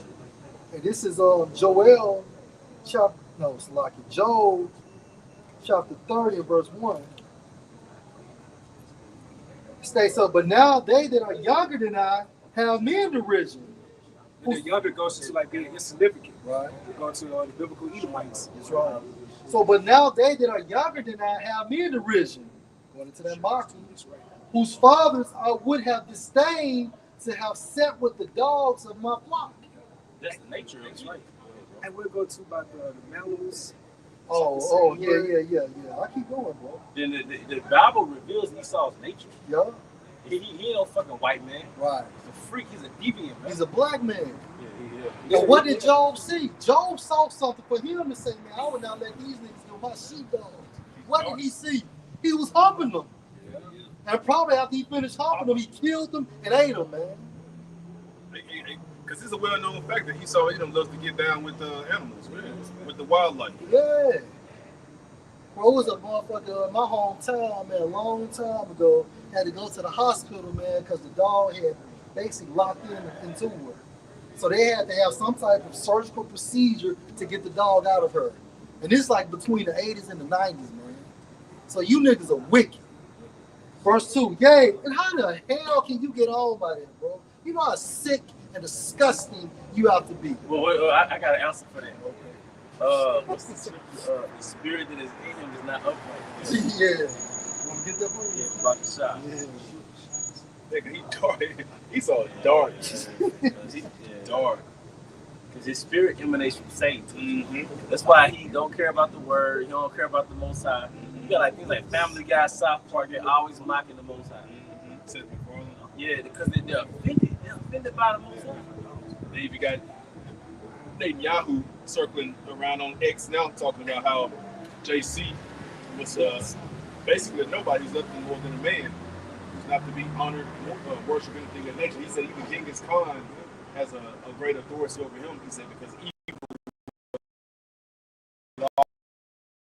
is Yeah, that's right. But they are the true people of the rule. But now over there in Israel, in the current state of Israel, you got the Talmud Jews, so-called Jews, going against the Torah Jews now. So they rise and protesting against one another. So that's 4 different sects. You got Zionism versus Judaism. They're the same people, small head, curly tops. And now you got the inwards, the inland individuals, the Talmud versus the what? The Torah Jews. The Torah, man. To my knowledge, they all hate Yahweh. What the scripture states about house divine? It shall not stand. Yeah. And this is Habakkuk 2 and 4. Behold, his spirit, which is lifted up, is not upright in him. There's a big deviant, a big pervert running the planet Earth. Yeah. And the outcome is his who he is. How can I put it? The result of the earth right now, the state of the world, is a reflection of the kingdom, the kings of the world. Yeah. I seen this movie some years ago. It was on Netflix. You had this Edomite. I don't know if he was in architecture or what, but he was married to this Elam woman. And basically he was killing motherfuckers. And so she was asking him when she found out, like, why are you doing this? He was just like, I don't know. It's just in me. Yeah. Just showing you how wicked he is. He's the most created player to do evil. That's all it He's is. the most high created class. Yeah, man. That's why it says Ecclesiastes, that which is crooked cannot Cannot be made straight. That's right.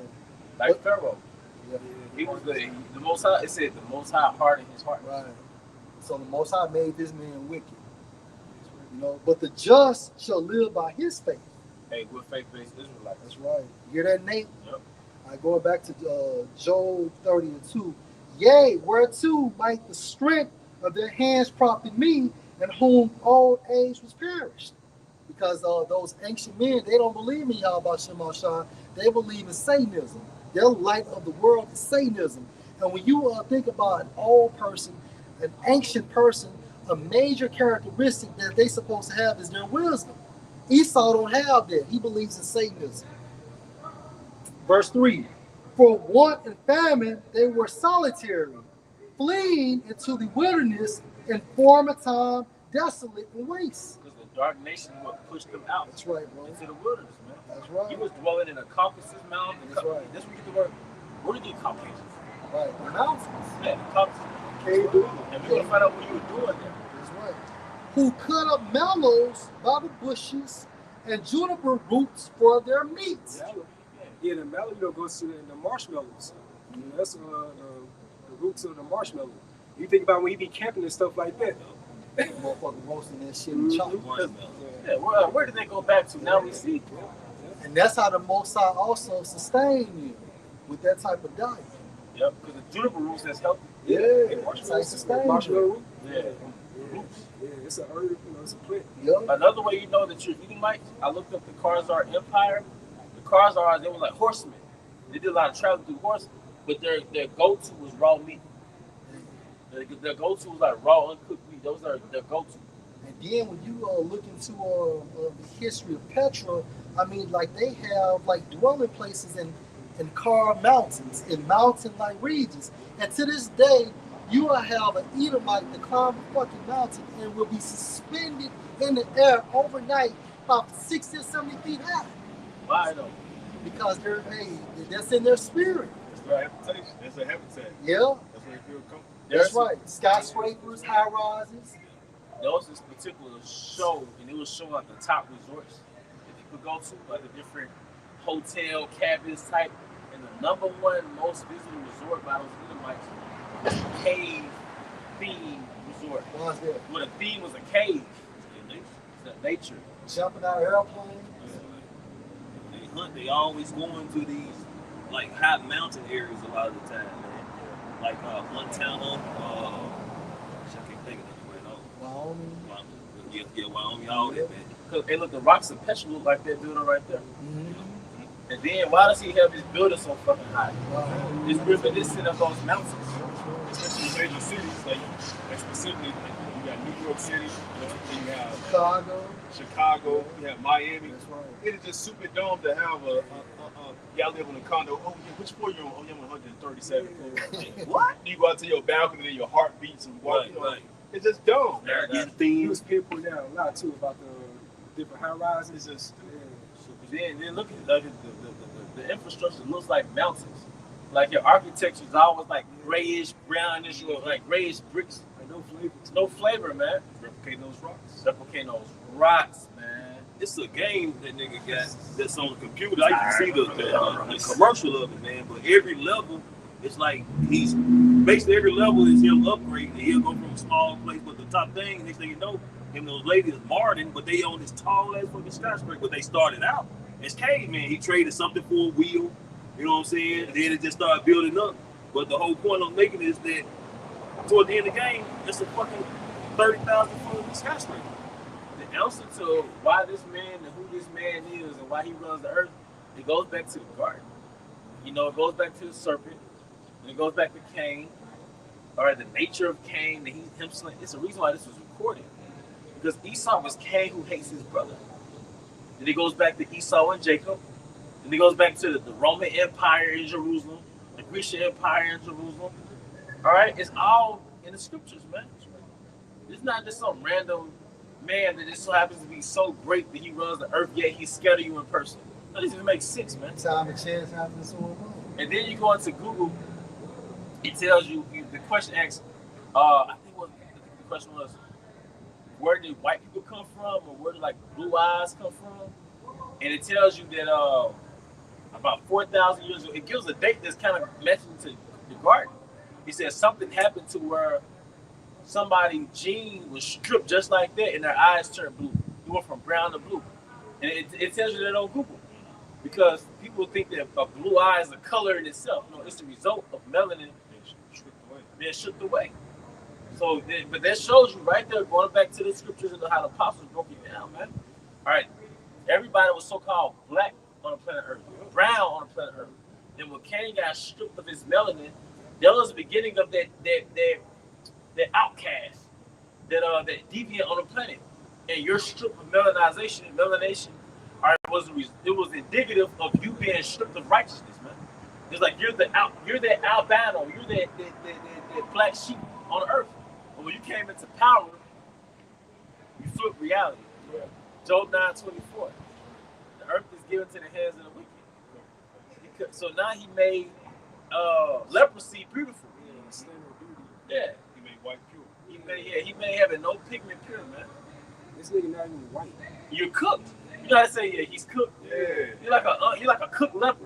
You're like or uncooked leper. Mm-hmm. It's dried out. He dried out. It's overcooked actually. Huh? When you look at his skin, it's peely. It's always flaking, and it's always looking half dead. What happens when the Edomite is in the sun? He's cooked. He's being cooked. He's sizzling. He's sizzling, man. That boy be like, oh, don't touch it. Yeah. Come on, man. Oh, don't touch it. I got y'all. Right, bro. Obadiah 1:2. Behold, I have made thee small among the heathen, thou art greatly despised. That's happening now. Yep. Right. That's really happening now. With your boy Donald Trump. DJ. DJ. You know that name. Verse 3. Yep. DJ. You small amongst the heathen now too, because they got missiles too. They got nuclear warheads too. They don't even the odds. Yeah. What happened when that 130-pound Jake got a strap on him now? Yeah, don't strap. Yeah. You know, They telling you no to your damn face all over the internet, all over the news. Nah, this ain't our war. You figure it out. what happened to Denzel Washington character in Training Day when all the bloods were surrounding him? Oh, locked up. But everybody was looking at him like, bro, you ain't shit. Yeah, you ain't that guy no more, man. Right. I put cases on all you niggas. And so basically, other nations is telling Donald Trump, like they told your boy, Denzel, you gotta put your own work in, man. You gotta put your own work in, man. Verse 3. The pride of thy heart hath deceived thee, that thou dwellest in the clefts of the rock. The pride of his heart deceived him, man. He always thought he was gonna be a powerhouse. Yeah. You know, his pride, you know what I'm saying, made him think that just because he tell the other nation to come to his aid, that they was coming like they used to. Yeah. But they giving that nigga the finger, the middle. And the worst and a bad feeling is when you can't see yourself that you lost a step. Right. You know what I'm saying? You still think you that dude 30 years ago. Right. You're a shell of yourself. You're a shell of yourself, but you don't see you. You see where how platform pins and shit. Well, you know how Looking in the mirrors. when Eve 50, 60 years old, but she try to dress like a little young chick. Uh-huh. But in her view of herself, like I'm still that 20-year-old. My dad did. Yeah. That's how my grandmama used to do back in the day. Mama still got it. Mama still got it, babe. I see. Grandma be up there doing little sit-ups and shit. Bro. She like 60 years old. We've been probably looking at each other like this sit-up. You know what? That's your father to be 60 doing sit-ups. Yeah, bro. Yeah. That's the healthy way. That's the right. You know what I mean? Yeah. That's right. And drinking a gallon of bright and early. Right in there. But America, but Esau's the old whore, the old thought that in her view of herself, she still thinks she Lil' Kim from the 90s. Right. You ain't Lil' Kim from the 90s. You still a whore. Yeah, you still a whore. When you drop that bottom, that shit drops now. You got that scrambled egg stomach now. Right. But you Tell ain't. you like, Yeah, but you that old hoe at that strip club walking to that pole. Yep. You know, walking to that pole, you know? passing Up it with on the dog. stage. Yeah. Hey, now one Jake pull up that seat to go tip you, man. But in your mind, you still that one. But that's Babylon, man. Right. Yeah. You know? Yeah, you know. You gotta give her the bun. Yeah. Bring it back. We down there twisting. Like he at the casino or something. Yep. So it says, the pride of thy heart deceived thee, that thou dwellest in the clefts of the rock, whose habitation is high, that said in his heart, who should bring me down to the ground? Yeah, you got know whose habitation is high. All right, because ultimately, what? Because it also he said it's next upon the stars, the satellite. That's right, bro. Then he got a military division, space division out there. You know, Actually, before that great phone, you have that pride first. pride go before a fall. You know? Isaiah 2:11. Human pride will be brought down, and human arrogance will be humbled. The Most High kept receipts of the results of pride. With Egypt, people are still going into Egypt as a museum to this day. You know what? And then when Ishmael, the so-called Arabs, took over Egypt, you know what they did with those Egyptian kings? They sold them at marketplaces. But look it up. These great kings that were perceived as gods, their mummies, they were sold in the market, in Arab marketplaces. Another nigga took over your kingdom and just sold you. Your shit is relics, man. And then he just Edomites to come in and just have you on the exhibit. King Tut exhibit. A little Edomite with big glasses can watch you. A little third range. Come on, man. You think America's gonna be different? You saw Planet of the Apes 1968 edition. The arm of the Statue of Liberty left. You know, and Charleston Hester? He had the perfect Edomite character. He was proud through the whole movie. To the end of that picture.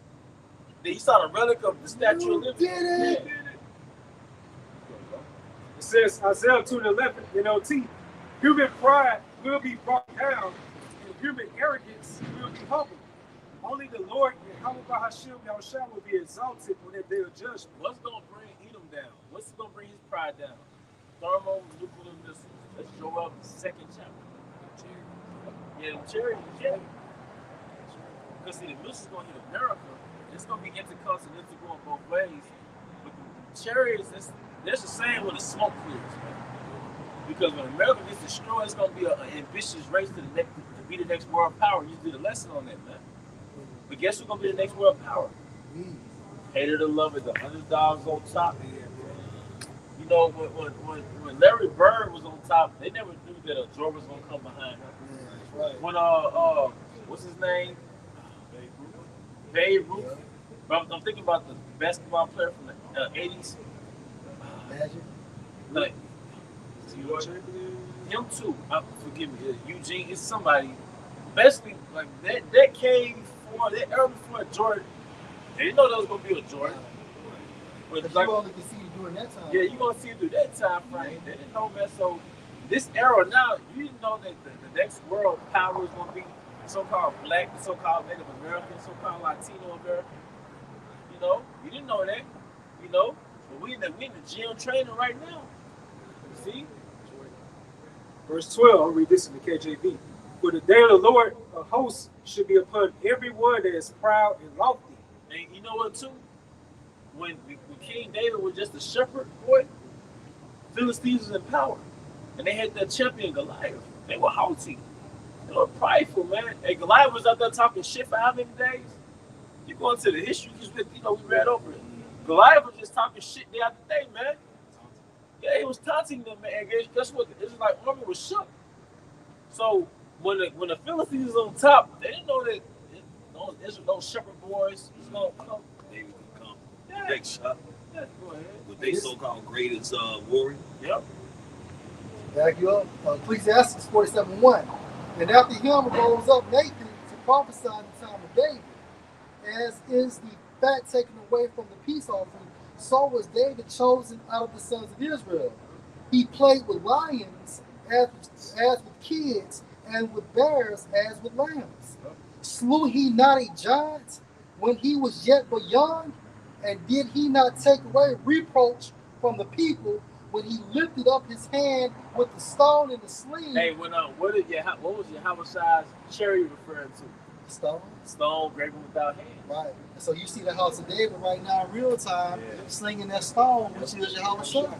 Yep, and it's right now it's spiritual with the word. The soul Yahweh's really gonna be. That's right. That's breaking the image of the beast. That's right. Damn. And then America's the line. Oh yeah, that's right. That's right. Coming from, the unexpected. Everybody thought Dave just looked puny. Yeah. Who would think a little shepherd boy gonna do anything? He never been in battle. He ain't a warrior. So that's how we looked at the most known unknown. Hey, to back up, even Samuel looked at him. He was overlooking him. Right, and right. the Most High said, "No, I don't look at man like you look at man. I look at the spirit." Because the last guy looked like that guy. Yeah, That's right. King Saul looked like that. Yeah. Like that boy. We been brothers. Yeah. Been brothers. Yeah. And Just then imagine how mighty they were. right. And King David was still young. He was a stripling, Yeah. meaning he ain't been filled out yet. He probably had the narrow, wide frame, but he had no weight on him. Yeah. This 1 Samuel 17:14, 16. And David was the youngest, and the 3 eldest followed Saul. But David went and returned from Saul to feed his father's sheep in Bethlehem. And the Philistine drew near morning and evening and presented himself 40 days. Talking shit. Yeah, talking shit. 40 days. And then your boy Saul was shook. He didn't want no smoke with that.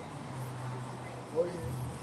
And NLT says, for 40 days, every morning and evening, the Philistine champion strutted in front of the Israelite army. Who wants some of Debo? Yeah. Take your chain, take your chain. Bro, hey, Friday, right? Yeah. All right. Look up the word Babakashah, because Craig knocked out Debo, That's right? right. Babakashah, look up the word Craig, Oh, boy. you know? And I want to say look up the word Debo. Definitely look up the word Craig, man. Because I went into this, man, with the spirit, man. Because he hit Craig with a brick. Damn. See? So from Edinburgh Online, for Craig says, surname 12th century, a Scottish form of crag, which is spelled C-R-A-G-G, literally dweller by the steep rocks. Yep. Well, about the steep rocks. So I remember looking it up and it went back to rock. Yep. You see? But like, what did Craig hit Debo with a brick? It's basically like a form of a rock. Yeah. Debo means to beat up.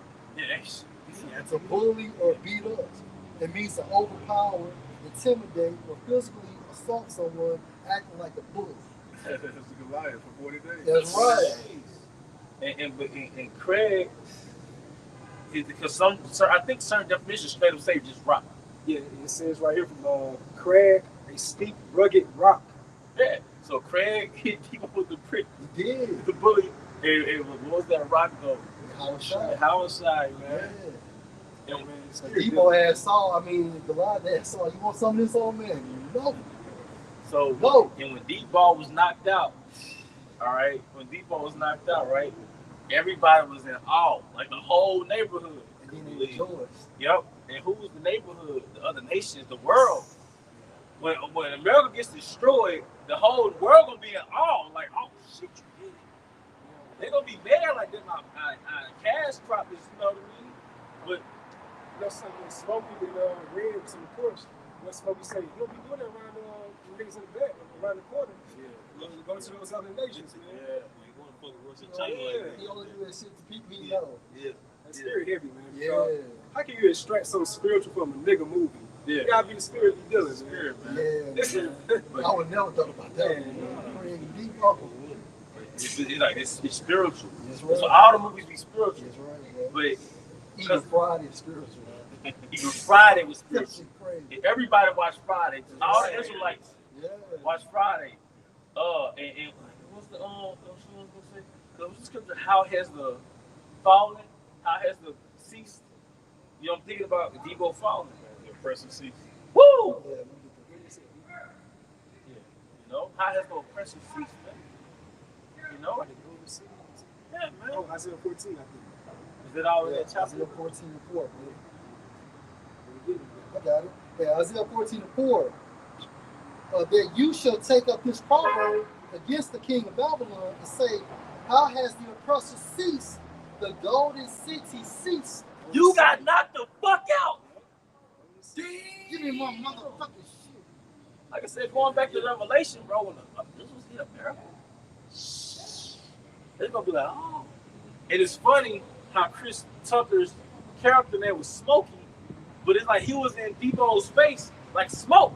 You know what I mean? Like America filled with smoke. You got no video in there. Well, I did. You gotta do it, man. So another one, yeah. You know how a movie, you put a movie out but nobody watched it. You know what I mean? Like it went to the bedtime.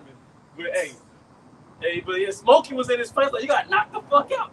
You know. But it's like, damn, his name was. Now that I think about it, his name was Smokey. You know. This is Luke 10 and 18. And he said unto them, I beheld Satan as lightning fall from heaven. Hey, how is Satan, which is Esau, Edom's kingdom? All right, well, his rulership is lightning. What happens to where lightning? Because in Revelation it said in how many hours? 60 minutes, 1 hour. But they gotta listen, man. Right. You don't teach you to get on your ass on the petty shit. Yeah. Man, I know what you were teaching. I was wrong with that one. I knew you were. Yeah, in 1 hour, because it's only take 60 minutes. The Spirit keep bringing Joel back in my mind, bro. Joel, we really close down this chapter, man. I'll run that back. You know, Joel 2. Okay, you want to go do it too? Yeah, because it's going to the missiles. Of 1 hour, America's gonna get destroyed. And that's fast, bro. Just fast. Well, I mean, a gigantic landmass this size to be destroyed within an hour? It's like 6,000 miles in length. It's 3,000 from east to west and 2,000 north to south. East to west, man. Yeah. So 3,000. Come on, man. In 1 hour, man. That's why it's called the Lake of Fire. Yeah. From a sky view, a satellite view, it's like a burning lake. The great city. And I was taught growing up, like that's like another type of hell, you know. Going to the church is like, yeah, that's got the hell, you got the lake of fire. Like, okay, Pastor. They're gonna be in there. Yeah, good. All right. Romans 9:28. It says, "For he, referring to Yahushua, will finish the work and cut it short in righteousness, because a short work with the Lord Yahushua make upon the earth." Destruction of Americans, right? You know, it was a movie gone in 60 seconds. America's going to be gone in 60 minutes. Yeah,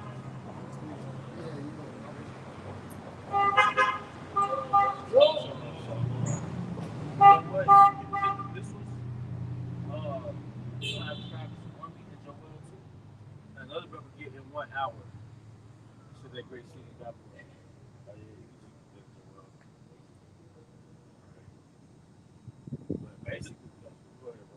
This is the book of Joel, chapter 2. I started verse 6. Before their face, the people shall be much pain. All faces shall gather blackness.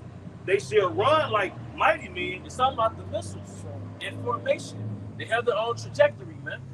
All right, they have their own trajectory, their own target. These are the intercontinental ballistic missiles. and look how, in those ancient movies, how those mighty men will run. Yeah. They're in shape, they're strong, and they look mighty and powerful. As Ground be shaking. yeah, the ground shaking because there's so many of them at one time. Because those ancient armies, it might have been 100,000 men on the ground in one army. Yeah. Like the Persian army. Yeah. You said 300, man. Hey, remember we're shaking on my bad. What then I say Persians, because the ground shakers ain't no Persians. And they had an elephant too, didn't they? That's right. They had them elephants. They shall climb the wall like mighty. They shall climb the wall like men of war. Because look, in the ancient world, you had what? Fortified walls to protect the city. And then what's equivalent to that now is those so-called missile defense defense systems. So basically, it's going to penetrate those. That's right. defense systems, man. So all villages. That's all villages. And they shall march every one on his ways, His trajectory. Yep. And they shall not break their ranks. They going to all hit their targets. That's right. And we'll say in Hebrews, how the Most High is a consuming fire. That's Which right. goes to our spirit, but be directed those nuclear missiles. Right. They're going to hit every designated target that he pretty much decreed for them to hit. Yeah. So the Most High is going to perfect that guiding technology. That's right. Verse 8, neither shall one trust another. They shall walk every one in his path. And when they fall upon the sword, they shall not be wounded. Meaning what? If it bumps into another, or even if a missile from America bumps into it, it's still going to keep on moving. They're not going to collide. They're not going to collide. Or deter from their path. Mm-hmm. Because the spirit of the Lord is going to be on these nuclear Yeah, missiles. guide them. Yeah. That's really the guiding technology.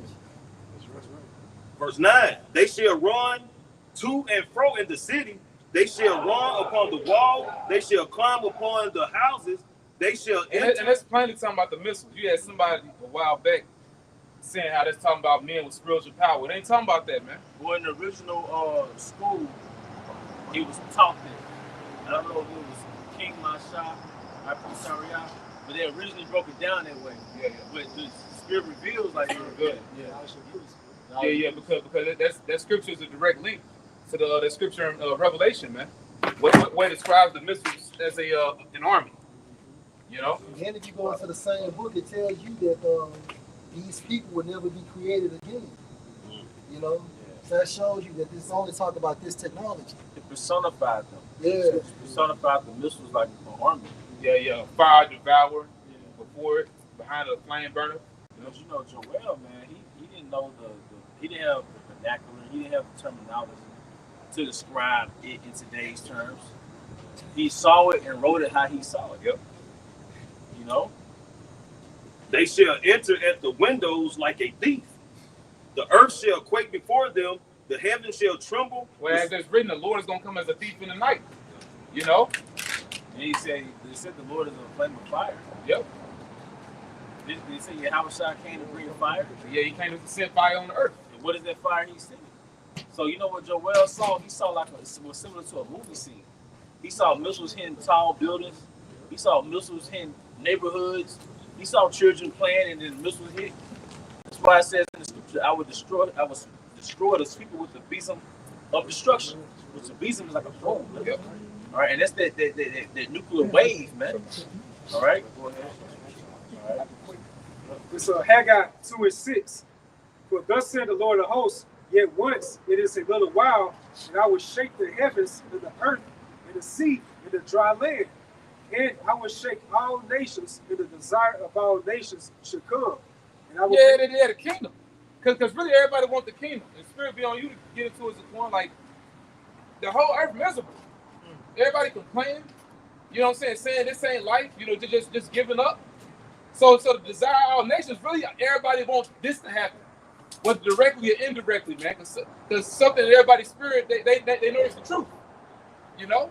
And it's the only way the planet Earth is going to get healing, man. They know that the planet Earth is oppressed. The nations on the planet Earth is oppressed under these current rules, bro. Yep. I remember that old video came out like over a decade ago over there in Jerusalem. That woman she was saying, we need you all over here. You know? Got you real quick. This is just to back more about the missiles. Joel 2:27. And you shall know that I am in the midst of Israel, and that I am Yahweh your power, and none else.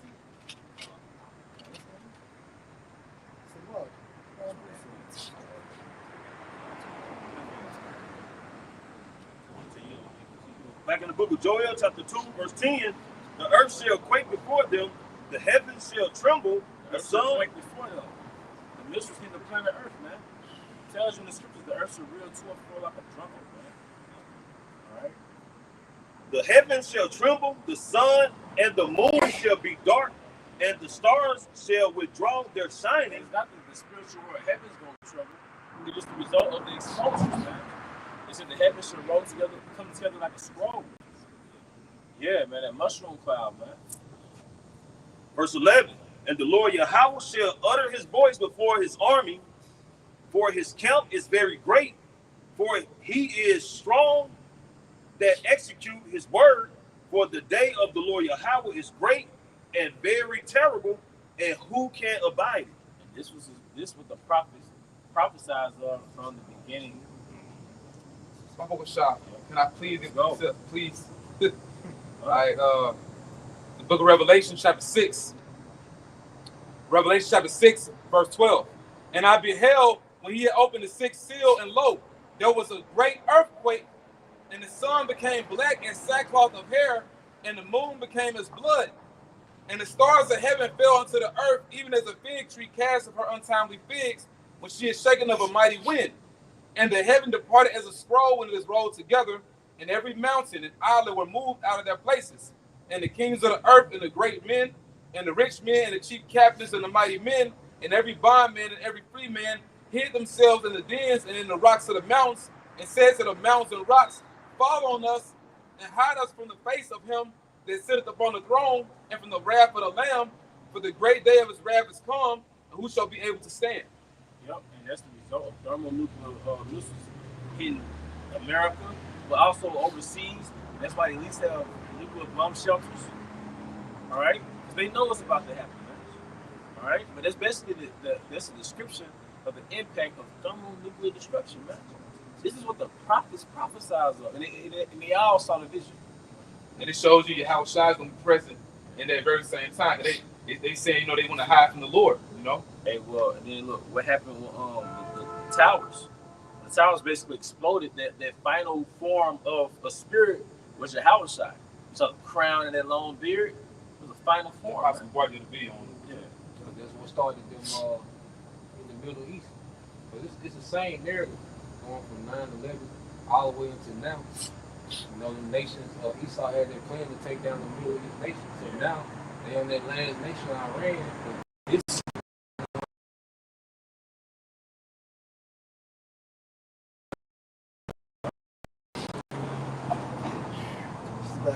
This is Joel 2:2. A day of darkness and gloominess, a day of clouds and of thick darkness, as the morning spread upon the mountains, a great people and a strong.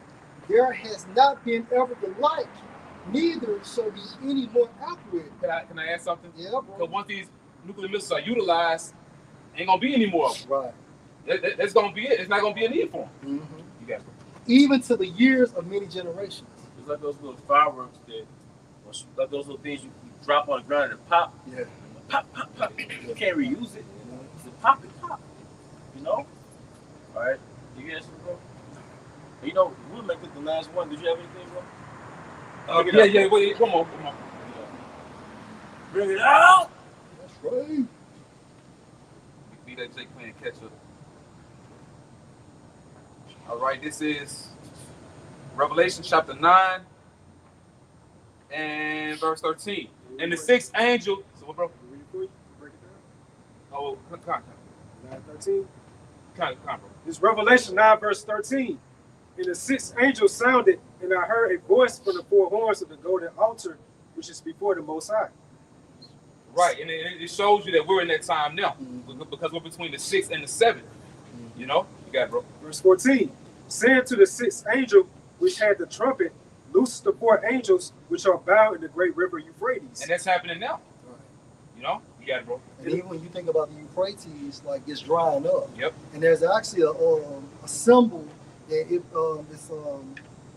it's like an imprint of the rock. What's the Tha? The Tha symbol is actually there. It's actually imprinted in that river. Yeah. Which means the end. That's it. You know. and all the alliances are falling together. This shows you that Esau walked into a trap with his last move. But every alliance in prophecy is falling together exactly how the Lord said they would fall together, just based off this one move this nigga did, man. All the kings of the East are coming together now, because they got to. Because now the Lord made to where these nations are survival mode. They can't be neutral in this shit. They got to get involved, and it's happening just like the scripture said. Mm-hmm. So like, should I just read 15 and 16? That'll be it. Verse 15. And the four angels were loose, which were prepared for an hour in a day, in a month, in a year, for to slay the third part of men. Right, it's the destruction for Esau, Edom. They represent the third part of man. All right, the sons of the wicked, go ahead. And the number of the army of the horsemen were 200,000, and I heard the number of them. Right, and that's the point right there. That's a direct link to what's written in the book of the prophet Joel, which shows you all the prophets, you know, the servants of the Lord, the prophets, the apostles, they all saw the same thing, man. You know? Because then, look, an army of 200 million people. You know what I mean? Showing you this, talking about missiles, man. You know? Because America ain't got but less than 400 million citizens.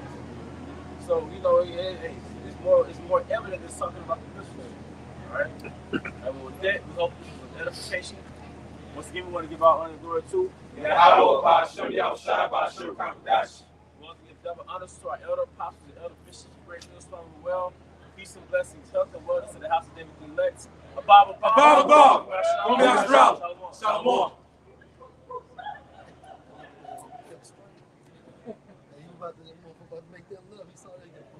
crazy. Man, they